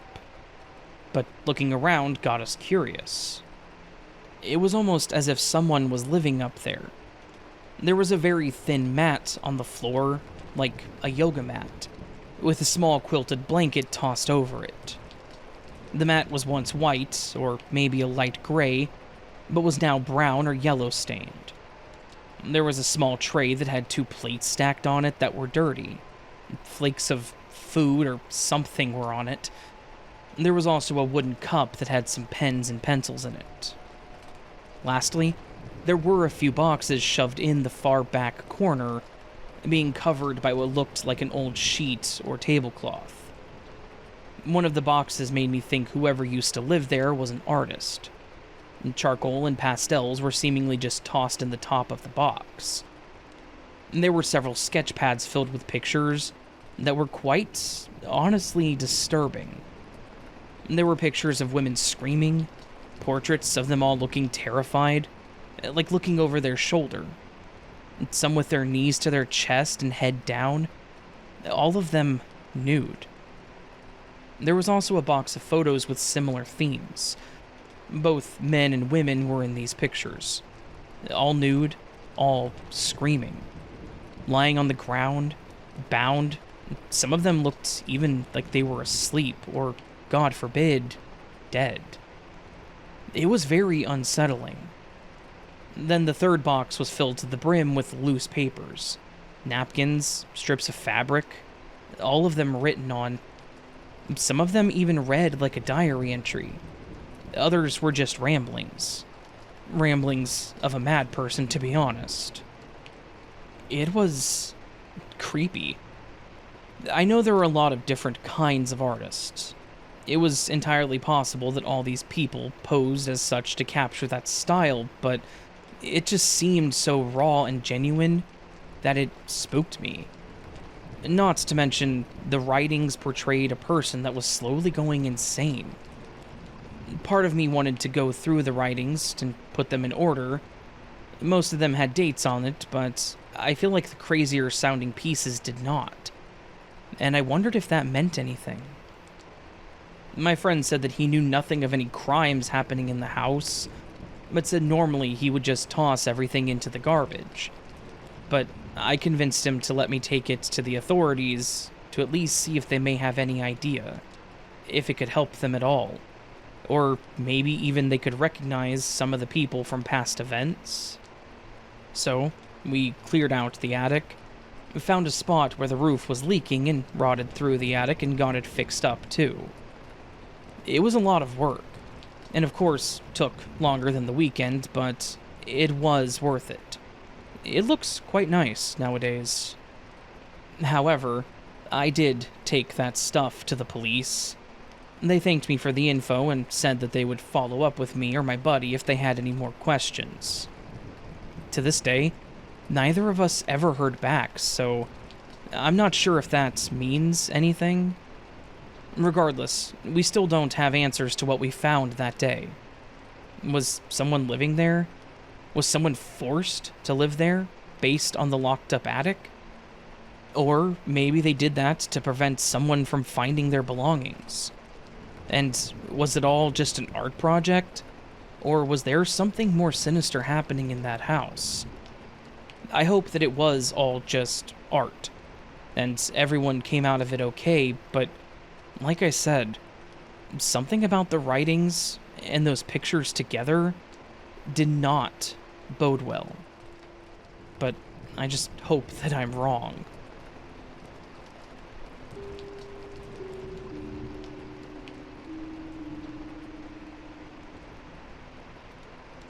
This happened to me back in about 2015. I worked as a project manager for a medium-sized company in the Midwest. As a project manager, I had to go to a lot of conferences and a lot of conventions, which meant I also traveled a lot. However, I've never been big on flying, so I drove when I could if possible, or I took a train, and flying would be my last resort. Thankfully, the company I worked for was very understanding and paid for gas and mileage. In the late spring of that year, I had a large convention I had to go to on the West Coast. The plan was to drive, and being a single woman, I was going to be alone, which also wasn't anything new for me. The drive to my hotel was uneventful, which wasn't a problem. I'm the type that can drive really far without having to stop. It's probably not good, but I get tunnel vision and have a goal in mind, and I'm dedicated. Like I said, project manager. Anyways, I arrived at the hotel, got checked in, and met up with a few coworkers for drinks that night. The convention was 2.5 days long, and I was expected to attend at least the first 2 days. The last day was optional. But this isn't necessarily about the convention either. Again, that was the same as all the others I'd gone to. The second evening of the convention, I was packing up my stuff to bring it back to my room, and one of my coworkers helped carry it back. After he left, I wanted to have a quiet dinner by myself before I went back home the next day. I'd been talking to a friend of mine about the trip because he used to live in the state, and he suggested that I try out this little restaurant that was called something like Pablo's. I remembered him mentioning it, so after changing into something a little more casual, I headed out to my car to check it out. However, once I got to my car, I realized I left my phone on the charger and made my way back up to the room to grab it. I exited the elevator and started walking down the hall when I saw a man with his hand on a door handle, about to enter a room. At first, it wasn't important, as it just appeared that he was entering his own room or maybe waiting on someone to open the door for him that he was with. The problem with this was, as I got closer, I realized he was trying the door handle to my room. He was in normal clothes, like jeans and a t-shirt, as in he wasn't wearing a housekeeping uniform or even a hotel shirt that I saw the other employees wearing. He also didn't appear drunk, either, like he was just lost or confused. So why was he trying to enter my room? I stopped by the door next to my room and just asked, "Hi, that's my room. Can I help you with something?" He slowly turned to look at me and said, "You're a long way from Chicago, eh? It can be pretty dangerous traveling alone around here." It was definitely unexpected for him to call out Chicago specifically, because that was where I was from. But there was a large convention with a lot of people. It was entirely possible he overheard me mention Chicago to someone else. I know that I didn't speak with him directly because I'm very good at remembering faces. I had not seen that man at all these last 2 days. So I just made a joke that this place was pretty tame compared to Chicago. He did not chuckle, he did not smirk, nor smile. Nothing. So I just tried to say excuse me while holding out my card so that I could get into my room. He backed away from the door, so I got as close as possible, inserted my card, and tried to slip in without giving him much space. He didn't try to get into my room, but he did try to stop me when he spoke again. "Whatever you do tonight, Missy, don't go to Pablo's." He then nodded and started walking away towards the elevators. I went to my room and sat on the chair for several minutes trying to digest what had just happened. My name is Melissa, but people do call me Missy. Again, he could have been at the convention and heard me or someone else say it, or he could have just also been saying it as a non-formal version of Ms. or Ms. And just completely coincidentally said Missy. I could rationalize those, but what I couldn't explain, however, was the comment about Pablo's. I had the conversation about it with my friend before I even left for this trip. I also had not mentioned it to anyone at the convention that I was going to be going there, as I had not decided on it yet. So why would he bring it up specifically? Why would he bring up Pablo's? After that interaction, I was not comfortable going anywhere that night, and I was not going to tell my coworkers that some random guy in the hotel spooked me. So I ordered some room service and tried to just forget about the whole thing. The next morning, I got all my stuff packed into my car and checked out of my hotel. I went to the convention, but more so as a visitor so I could walk around and enjoy everyone else's hard work, putting the night prior's events in the past. After a few hours, I wanted to get on the road so I could stick to my schedule. I got into my car, set up my GPS, and looked both ways, preparing to pull out of the parking garage. But to my right, I saw the same guy from that night standing near a pole. We made eye contact, and again, without as much as a smile, he nodded at me and then walked off. It gave me goosebumps. Something was just off about him. Again, my drive home went fine and life was continuing as normal. As I normally do when I go on these trips, I usually take the next 2 days off to try and recuperate. Do things I need to do around the house, and just have some time to decompress after socializing so much. During this time, my friend that I mentioned earlier came over to have dinner with me. I was telling him about the trip when he gasped and asked me, "Oh, did you get to check out Pablo's?" That's when I remembered the weird guy. I told him that I hadn't and explained how I had intentions on going, but that the guy stopped me. That's when his eyes widened, and he said how crazy that was, because after confirming the news and dates, Pablo's had a kitchen fire, and something actually blew up in the back, injuring a handful of employees and a few customers. It happened the same night that I was planning on going. Did the fire have anything to do with what that guy meant? Again, I can put the name and Chicago thing aside, but the fact that he called out Pablo's and that there happened to be a fire there, something was bizarre about that. But the fire was also determined to have been started by one of the employees that night. It was accidental. Something was too close to the stove or something. I don't quite remember the details, so I can't even say it was arson and that the guy planned it. So how did he know? My friend and I had a bit of a freakout session thinking about it, but afterwards that was pretty much it. There was no way we would ever get answers or probably ever meet this guy again to ask. But I guess all I can say is thank you. He may have saved me from injuries and possible mental trauma from witnessing everything.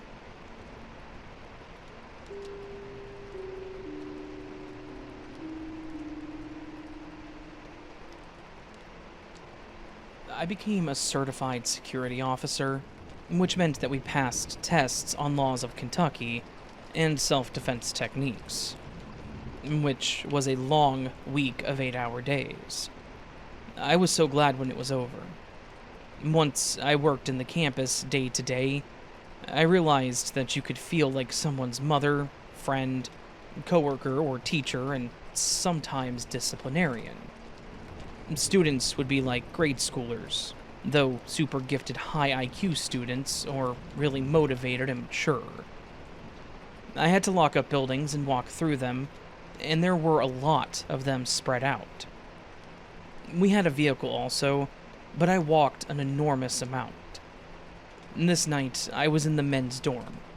I refuse to call them college kids, as there is no such thing. They are college men and women. I would explain this to them, asking if they believed themselves an adult. Yes was always the reply, so there, I'd say, you're not a kid. So, on this night, I went past many heavy basement doors that I had to check. They were all manner of industrial or maintenance-type rooms that were to remain locked, but I would need to enter them to check them as well. One was the mechanical room holding spooky, noisy, belt-driven generators, built in the year it began as a small college, back in the 1950s.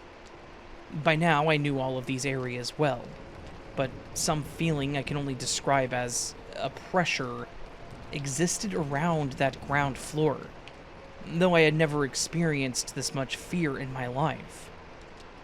This night, I only needed to try these doors to ensure that no one forgot to lock them, which went quickly. Walking in a gallop, I would try and get lever resistance at each heavy steel door, then move to the next door to try. That was when I heard a clearly blood-curdling scream. I did have immediate fear. We only had a long, heavy flashlight and no weapons. This was the men's dorm. So I immediately thought the R word. I inserted the key into maintenance, and I knew those belt-driven generators do loudly screech. They get momentum and then squeal, but this was a woman's scream. After turning the heavy key in that stout door, I turned the steel knob and pushed the door to open it. Someone was pushing it back on me. I rammed it with my shoulder suddenly to throw them off balance, and again felt someone push against me. So, being quite strong, I gave it one hell of a ram. It opened and was pitch black. I looked up high to down low, carefully walking to the area that I knew I heard the scream. Clearly they were hiding. I left no area until I had scrutinized it, but there was no one. I was now positive. It had taken all of my courage to enter that room, and now no one was inside? What about that clear door pushing? No. Well, I finally left the area, turned out the lights, and locked it, and then reported this but stated that I found nothing. I asked a guy the next night if he ever heard anything weird in that dorm, as he was on the first floor over that room. He hesitated, then said that it was a bit noisy, but looked afraid, and then looked like he didn't even want to talk about it. So I told him my experience the night before. He didn't even bat an eye, and just slowly wagged his head and said, yeah, lots of weird sounding things, and not machines. I thought how it had sounded like a mature woman and not a teen, or a 20-year-old scream. We locked eyes. It scared him just to talk about this. I will never forget ramming that door and being pushed back so hard. And it creeps me out telling you all this in retrospect.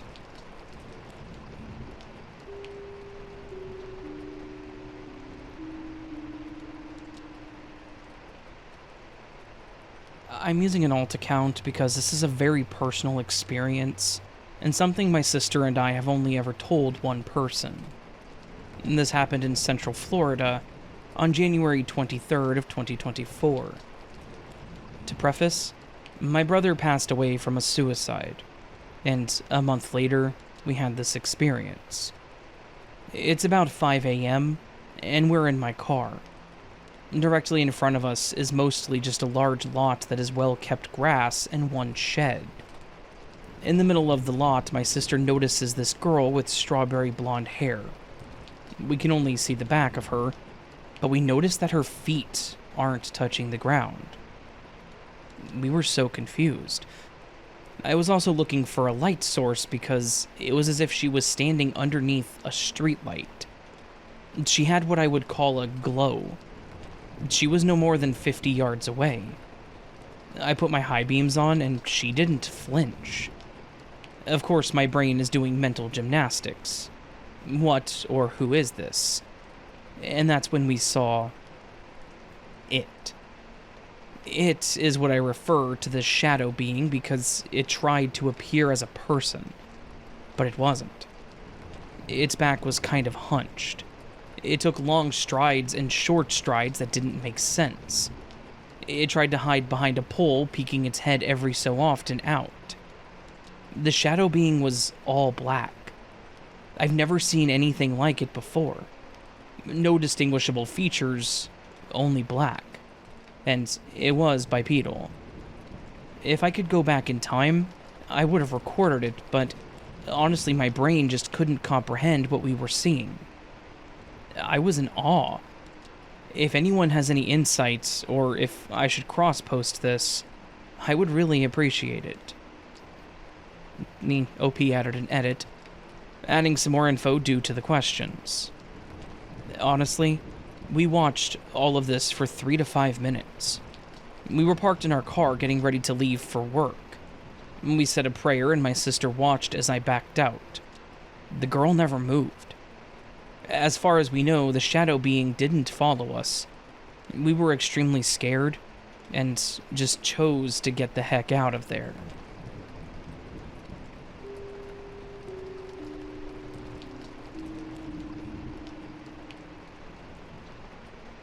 Hello. Alright, I'm going to get straight into it.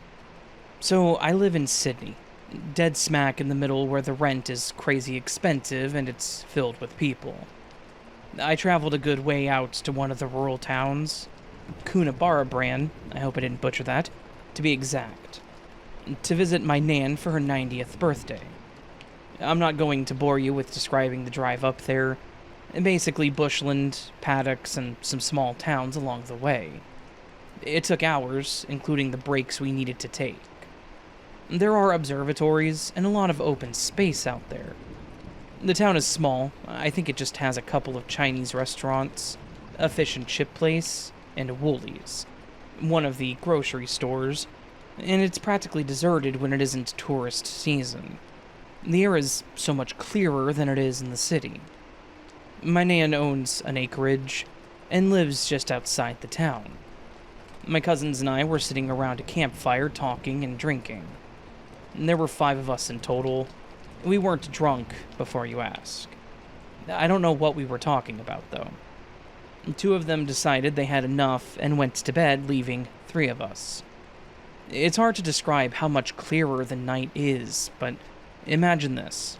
There wasn't a single cloud in the sky, and the stars and moon were brightly shining.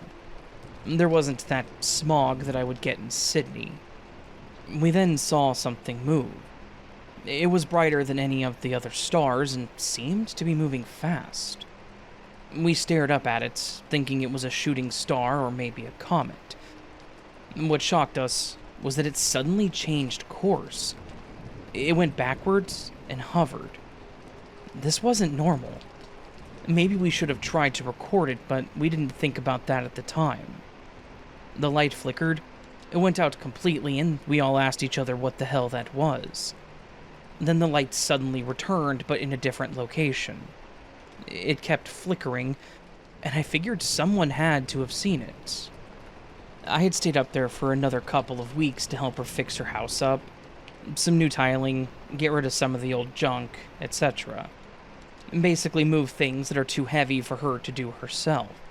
Every night, I would go out to check the sky to see if I could see it again. This time, I made sure to bring my camera with me to make sure. I never saw anything like it again. My mates back home laughed at me when I told them about it. Coonabarabran is known for alien sightings, especially during the 90s, and my Nan has a story of her own she might want to share. Unknown lights appearing in the sky aren't unheard of. Some people think it's the government, or the Americans testing new forms of craft. Or it could have been a comet breaking up in our atmosphere. And that doesn't explain why it suddenly flew backwards, though. That's the part that can't be explained by anything else when we ask other people if they saw the lights. But no one did. It's kind of frustrating. My 2 cousins aren't sure about what we saw, and they said it also could have been an old satellite falling down to Earth. But none of us, to be fair, are trained in this field, so we can't give an educated guess about what it could be. I've been trying to research what it could have been. The disappearing could have been an airplane or something, maybe, and it showing back up again was a coincidence. Aboriginal people have the legend of the Min Min lights, so maybe that could be it? Or something like it could have inspired the Min Min lights all those years ago. I don't know. When I spoke to the other locals, none of them seemed surprised or bothered by it. When I went back to Sydney, I talked to my best mate about what I saw, and he started teasing me about it. I plan on heading back up there to visit my Nan sometime around Christmas. And this time I'm going to be prepared and make sure that I'm ready to get footage of whatever I see. If anything happens, I'll send a picture in with the next story for you to put on the video. Not sure how visible it will be. Maybe someone else will know what it could have been. It would be interesting to find out what other people think it could be. Personally, I don't believe that aliens would make their way out to see humanity, but I think there are life forms on other planets. Someday, I would love to know what it was. I'm not sure if you'll use this story, Raven, but you're the best. Even when you mispronounce Aussie words. mate. I do that pretty much every time an Australian person sends me a story, yes. I'm sorry.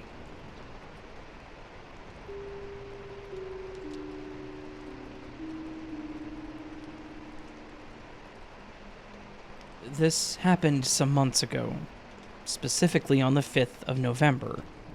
I live in northern Italy, so that was the evening in which the red aurora borealis appeared visible for us. I was chilling at home after a long day when one of my friends calls me and asked me if I wanted to try to go see the aurora with him. I said sure, because I'm always up for an adventure. And where I live, the top of the mountain is only an hour in the car. At 21:30-ish, he comes and gets me, and up we go.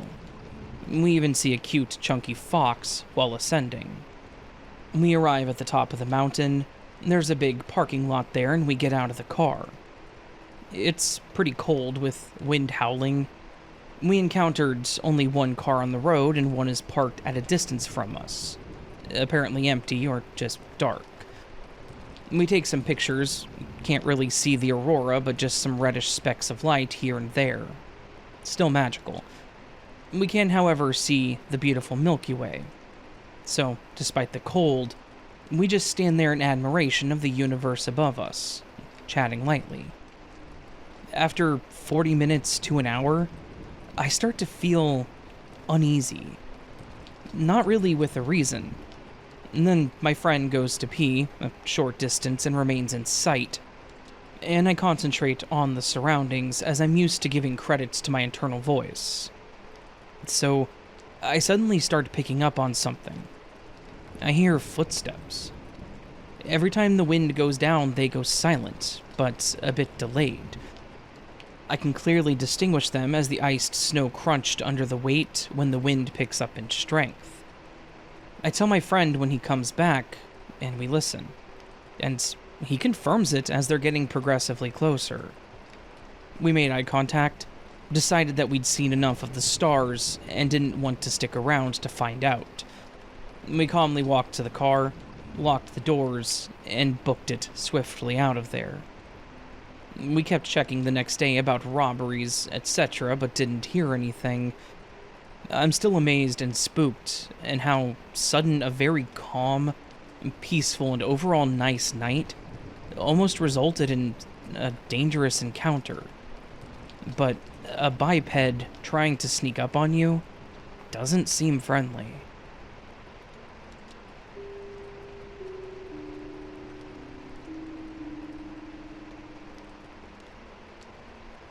Over 10 years ago, I was in my 20s, sharing a townhouse with my partner. We were an end unit, connected only on the right side of the home to the rest of the houses. We lived there for at least a year, maybe 2 when this happened. And during that time, never once heard a single sound coming from our neighbors who shared the other side of our wall. One night, probably 2 or 3 a.m., I woke up to the sound of our neighbor coughing. I immediately recognized how odd that was because we had never heard them at all through the wall. The coughing continued non-stop and appeared to get louder to the point where it no longer seemed to be coming from our neighbor, but now inside my bedroom. Like the origin of the sound had drifted through the wall towards me. The sound continued to drift toward me, and I had started to breathe very heavily, like I was scared out of my mind. As it came to me and settled what felt like 2 feet directly over me. The sound kind of morphed into a mechanical sound, very similar to a scene from The Matrix, where Neo's scream becomes synthesized. This crescendoed above me and then suddenly stopped. My partner then woke up, not from the sound, but the feeling of me panicking and breathing heavily. I told her what had happened, and she said something like, "Definitely just a weird dream, half a week's sleep thing, but you do seem really scared." We tried to go back to sleep, but within a few minutes, the whole experience happened again. Only this time, my partner could hear it all too, and we were silently gripping on to each other very tightly as it was happening. Now with both of us panicking. I don't know why we didn't say anything or get out of bed, but we both had a we need to stay quiet and not draw attention to ourselves kind of feeling.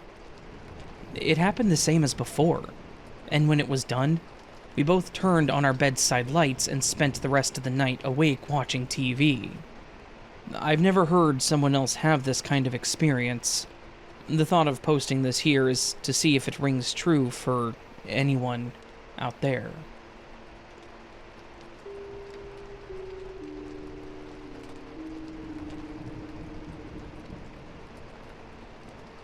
I have an odd kind of luck.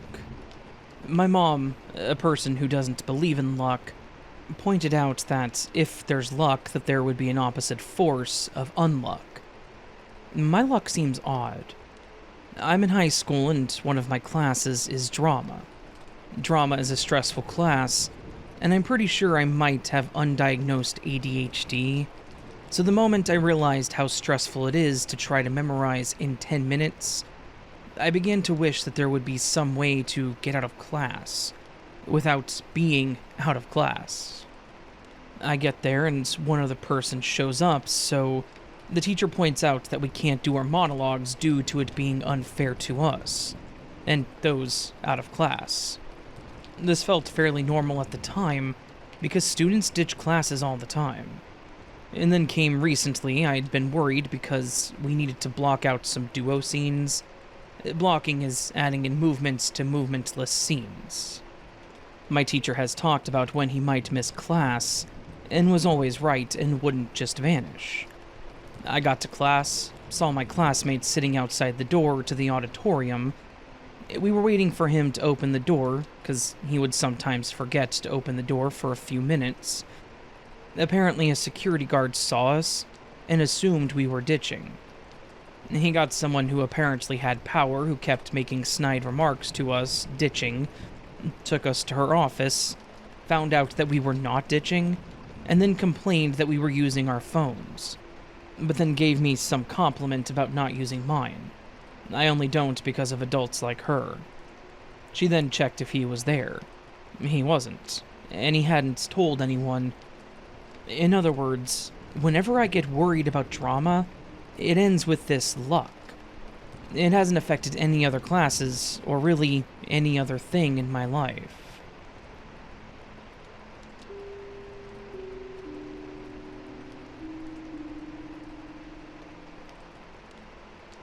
My first remembered experience where I actually saw my first UFO was when I was 16. I lived in Long Beach, California back then, and went out to various fun activities with the Salvation Army-run church youth group. That night we all went to Royal Palms State Beach. It was December and 50 degrees. It was overcast, but no rain. Feeling impulsive, I decided to take a swim in the ocean. This is a prime example of why they say teens' minds haven't fully formed yet. To make it worse, it was dark, and I couldn't see much. I walked into the freezing water and started swimming. A riptide almost immediately started pulling me back, and I panicked. After just a few seconds, I could no longer see the shore. Something told me to stop struggling and to swim sideways. It worked, and I finally felt the sand under my clutching hands. I dug in and pulled myself out. After catching my breath, I looked up and saw a silent craft hovering less than 50 feet above me right where the water started. It was made of a dull metal, and hard to make out the shape because there were so many pipes and yellow lights around it. I was still staring at it when the group counselor and my ride back home came running down the beach toward me, calling my name. The craft was gone when I turned to look for it again, replaced by sudden clouds that cloaked it. I spent the rest of my time there shivering with hypothermia in the van until everybody piled in so that we could leave. I wonder to this day if the beings in that ship were about to rescue me, if I hadn't pulled myself out. They always knew where I was, since first encountering them on a road trip with my dad when I was 4. But that's another story. I'll leave this here for now and include my other sightings in the next email. The sightings help give context to the events that happened around and inside them.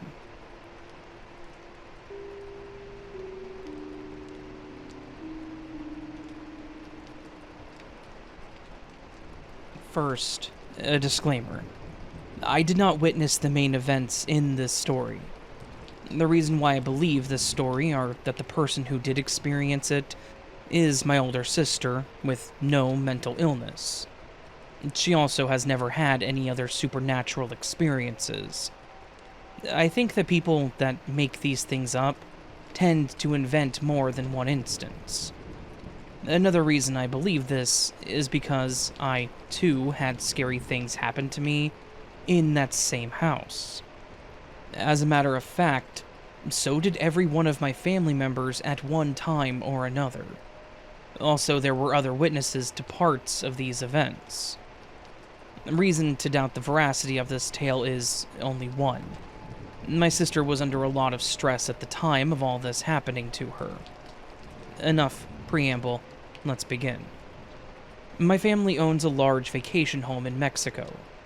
My sister was going through a divorce from an abusive ex, so in an attempt to keep her safe, she and my mother decided to hide out at the vacation house until the psycho ex calmed down about the divorce. My sister, let's call her June, had a room toward the front of the house, and my mother took a room which adjoined to another room where my sister's kids, ages 2 and 3, were staying. Their rooms were toward the far end of the house. On the first or second night of their stay, June awoke at 3 in the morning as if startled. She looked around the dark room and saw the shadow of a person in the corner. She couldn't think of anything making that shadow, but was exhausted and eventually fell back asleep. At the same time the next night, she awoke again, suddenly with a start. Again, she saw the same shadow. This time, she decided to investigate what was making that shadow. She turned on the light, and the shadow disappeared. She checked for anything that could possibly be making a human-shaped shadow, but saw nothing. At some point, she went back to bed and fell asleep, more confused than anything. This happened again many nights. Finally, June decided to move all of the furniture to different spots to just stop the shadow, as it was now spooking her. The night of the day when she moved the furniture, she again awoke at 3 a.m. with alarm. And much to her consternation, the shadow appeared exactly as before. At this point, she'd had enough and yelled at the shadow, "What do you want?" The shadow rushed toward her with surprising speed. It did not walk. It glided as if in the air. It reached within inches of her face when she pulled the covers over her head and yelled, "Mommy." And remember, this is a full-grown woman. Apparently, she yelled so loud that my mother heard her from all the way at the other end of the house, awoke, and ran to June's room. She flicked the light on and ran toward her, asking what was wrong. The shadow was no longer there. After June explained everything to Mom decided to contact a spiritualist and a priest.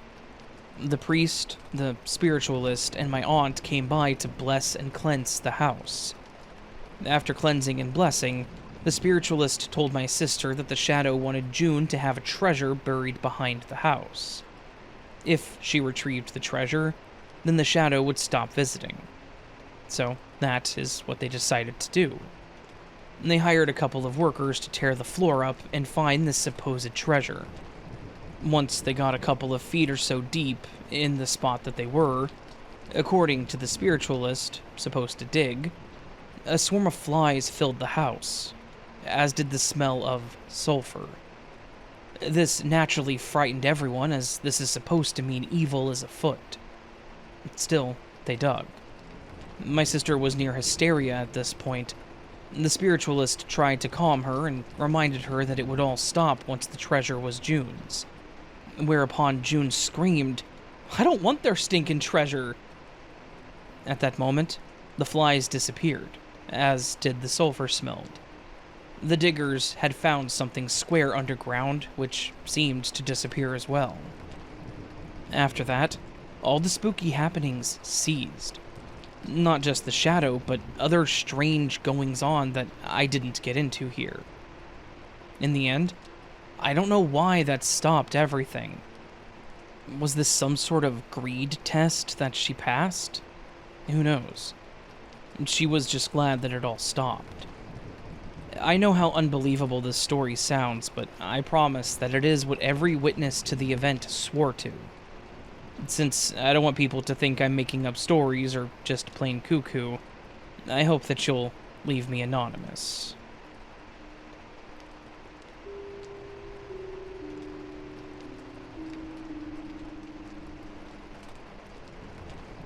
Okay. I've decided to share my dream about being Diana on the night that she died. I'm tired of keeping this to myself, and the people I've told don't believe me. Close family and friends. I wanted to share this because I'm seeing magazines talking about Princess Diana again, and how the paparazzi led to her death. I was there with her, but her at the same time. Look, I know that sounds ridiculous, and maybe my young brain had ultra-high imagination, but I woke up to hear two sad things from my sister Carrie the next morning. One, that our cat Kino died last night in the cat litter box, curled up into it. I cried instantly. Two, Princess Diana died. I loved her so much. I cried for her too and thought about my dream. It was as real as if I was in the limousine in Paris, but she/I wore the blue sapphire dress, not the black suit. At least, what I could remember. The night that Princess Diana died, she wore a black suit outfit. I awoke in the body of Princess Diana. I knew that it wasn't my body. I looked at my hands. They were elegant hands, but I had long fingers. Then I had the thought, these are not my hands. I'm a short person. I'm in a tall person's body. My eyes fell onto my lap. It was a dark sapphire blue dress. I had a pearl necklace too, and I had short hair. I was in an extravagant vehicle on the passenger right side. When I saw which side Princess Di was in the vehicle on that horrible night, I was shocked. I can still remember touching the softness of the velvet in the back seat. I never felt anything so soft. It was nighttime, so I couldn't see much outside my window, and I had a kind of tunnel vision. I remember a man was beside Princess Di, me, in a suit on the left side of the vehicle. No one was in the middle seat. Things happened fast. I hear a voice of high annoyance. I can't remember if it was the driver who said it or the unknown man beside Diana. I assume it was her boyfriend.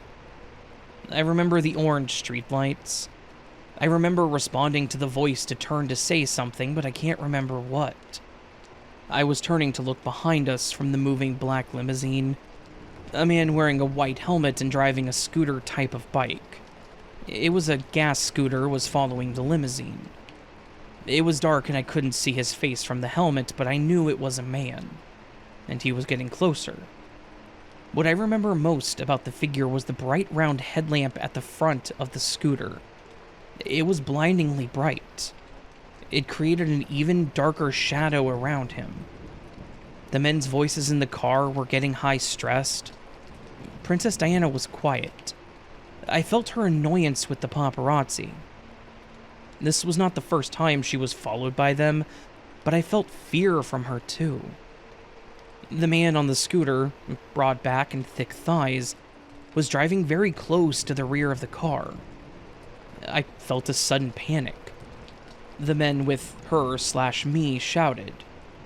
Then, all I remember is the scooter's round, 8-inch diameter headlamp burst into a brilliant, bright beam of light inside the back window, blinding all of us inside the limo. And then blackness. I slowly opened my eyes, still in my dream. My sister came in my room. This was the same house where I had the stairs scene, and she told me the sad news that our 5-year-old cat died, and she found out by the news that Princess Diana died last night. So, I think about my dream whenever I see the paparazzi blaster. Still, photos, stories, and details about Princess Diana, or even images and talks about her 2 boys. She didn't have the time to think about the people in her life. It really seemed like it was over in a flash. Princess Di was murdered. I wonder if I should tell someone of authority who are conducting the investigations, but would they take me seriously? Hell no. Kind regards, Krista Thompson.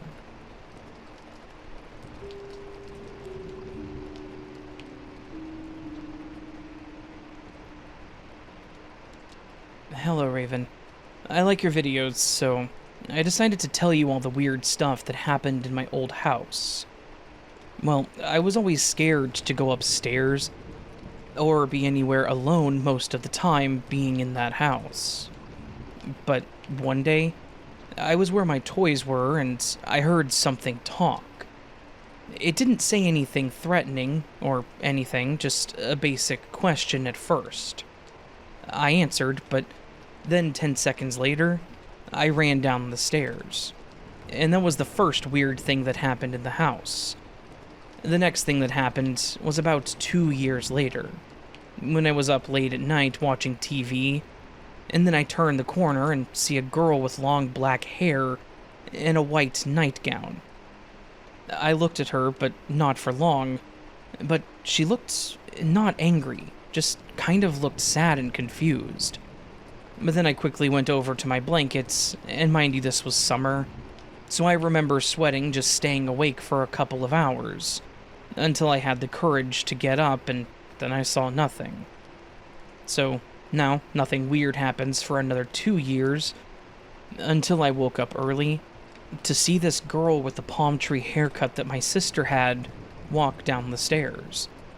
I was confused and went into my sister's room, and she was sleeping in her bed. Definitely not as scary as the late night thing, but also something pretty weird. One last thing that didn't happen to me, but to my sister. She kept seeing the same man in her dreams for about 30 days.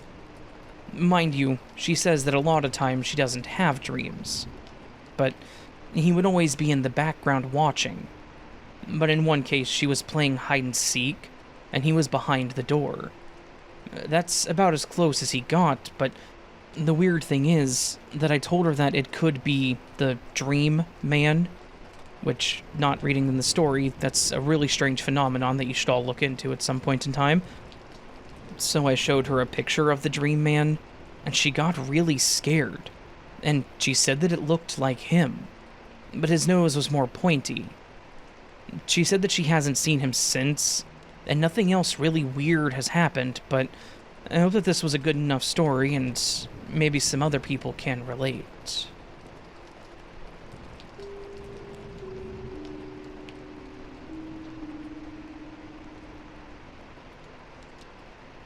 My dad's mother died, that would be my grandmother, and we went to the viewing at the funeral home. It was crowded due to her overpouring love that she always gave everyone during her life. The day was fair and clear. Evening now was upon us, and suddenly the lights went out, but just in her viewing room. The ruffled funeral home owner expressed his wonderment, saying that they have backup generators, yet they weren't working. And the rest of the other viewing rooms for 2 other deceased were still well lit. My young eyes looked up to the casket. A red candle lit near her head to symbolize the everlasting life in Christ flickered in this darkness, and it appeared due to the flame movements that her face was moving. Everyone collectively gasped when the lights went off, and with no windows in there, it was pitch black. Then, when they came back on, everyone sighed and chuckled a bit, but then boom, they were out again. The flustered funeral home owner apologized, saying that inside all was well, except for this room, and he checked outside and it was all perfectly normal. No storms or anything. So, 1 year later, Mother served us all dinner saying, "Do you know what day this is?" Someone said September 13th. Then I, the younger of the two daughters of my parents, said that it was Daddy's mother's death date, which was correct. Before anyone could speak, our power went out for about 4 seconds and then kicked back on. In 65 years in this house, do you know how many times our power in this 1958 house has gone out? Only 3 times. One due to a blizzard in Louisville, Kentucky, that day much earlier, and one time when a neighbor hit a pole taking down a transformer. So, it's a very rare occurrence. So after this, things started going missing left and right. Mother was totally organized and never misplaced anything. Neither did my dad. He would know if you put away his handkerchiefs in his dresser drawer, and that's literally. He had done intel work in the army. My brush for my long hair went missing, and I never used it anywhere but at my dresser. And other brushes would not do, because my hair was so thick that it would often break the brushes. My grandma had said that I had hair like hers, which, Daddy had very expensive cameras and special lenses. Nobody but him would touch them ever. So, right after this incident, he wanted to know where his telephoto Nikon lens went. He never misplaced a lens. Months passed. One day I was about to take a bath and I saw that there were a few big towels left. I thought, what is that? I thought it was a clever gift of perhaps his cologne, made to look like the black leather case of a lens. I then opened it carefully in disbelief. It was my dad's shelf for his stuff, on the right and then towels to the left. There was no way he'd not have seen it, nor any of the 3 of us putting stuff away constantly, but it was. It was amazingly not harmed by moisture. I know that she did it and other things. Also, very suddenly, my brush, after being gone for months, and after I'd bought a new one a while back, was sat right on my dresser.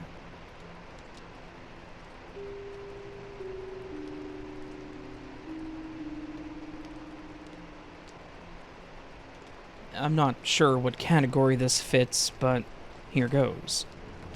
About 8 years ago, I worked in the pediatric department for a hospital clinic as a medical assistant. Basically, my job consisted of bringing the patients back, taking their measurements, weight, oxygen, etc. I had a student shadowing me at the time, and I had taught her how to do everything required for rooming the patient. Because this clinic had a high volume of patients, to speed up the process, I had her do all the hands-on stuff with the baby. Weight, temperature, etc. And I would ask the mom all the questions and would document them on the computer. One day, a mom came in with her baby boy.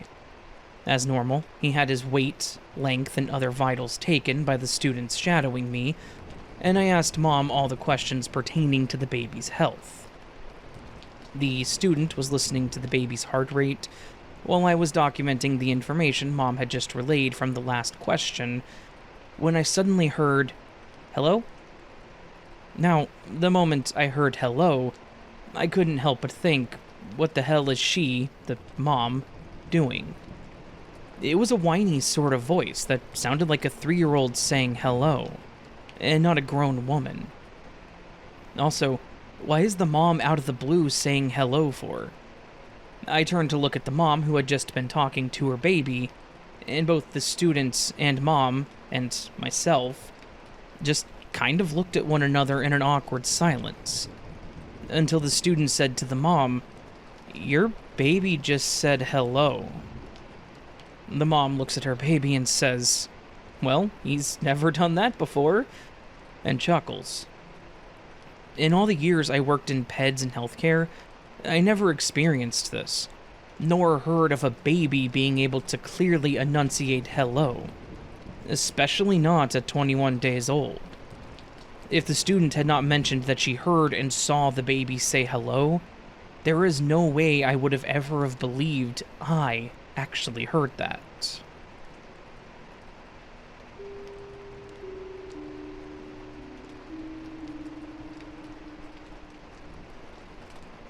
So, this happened when I was about 9 or something. I'm not completely sure. My friend and I were playing in my room with Barbies, but took a quick break when she had to pee. I decided it would be fun to hide behind my door to scare her. When I stood up and wanted to hide behind my door, I saw some sort of creature. I always thought of it as some sort of alien, but it could be something else. It for sure did not look human, though. I don't know how it looked exactly, but have a vague memory of how it looked. This is because it's been such a long time. When I saw it, I felt intense fear. I could not move or breathe, and my heart was going crazy. I don't know for how long I stood there, but eventually I walked out of my room, and my friend came out of the bathroom. We both went inside my room and went to play again. At that moment, I didn't remember what happened, but still felt extremely scared. I must have looked scared too, because she kept asking me if I was okay. I'm not sure when, but maybe a few days or weeks later, I started to remember what happened that day, and got extremely scared to sleep. I never told my parents and kept it to myself. They just had to deal with me being scared. I told my little brother a few years after it happened, but every time I talked about it, or every time he would joke about it because he didn't believe me, I would freak out, and this intense fear would fill up my body. The picture of it standing there, and the fear that I felt, stayed with me. I recently talked about it with my oldest brother because my younger one brought it up as a joke. My oldest brother really believes it could have been an alien of some sort, since he also believes that he saw one when he was younger. Does anyone have the same experience, or any idea what this could have been? I'm also planning to ask my younger brother if he remembers me telling him any details about how it looked.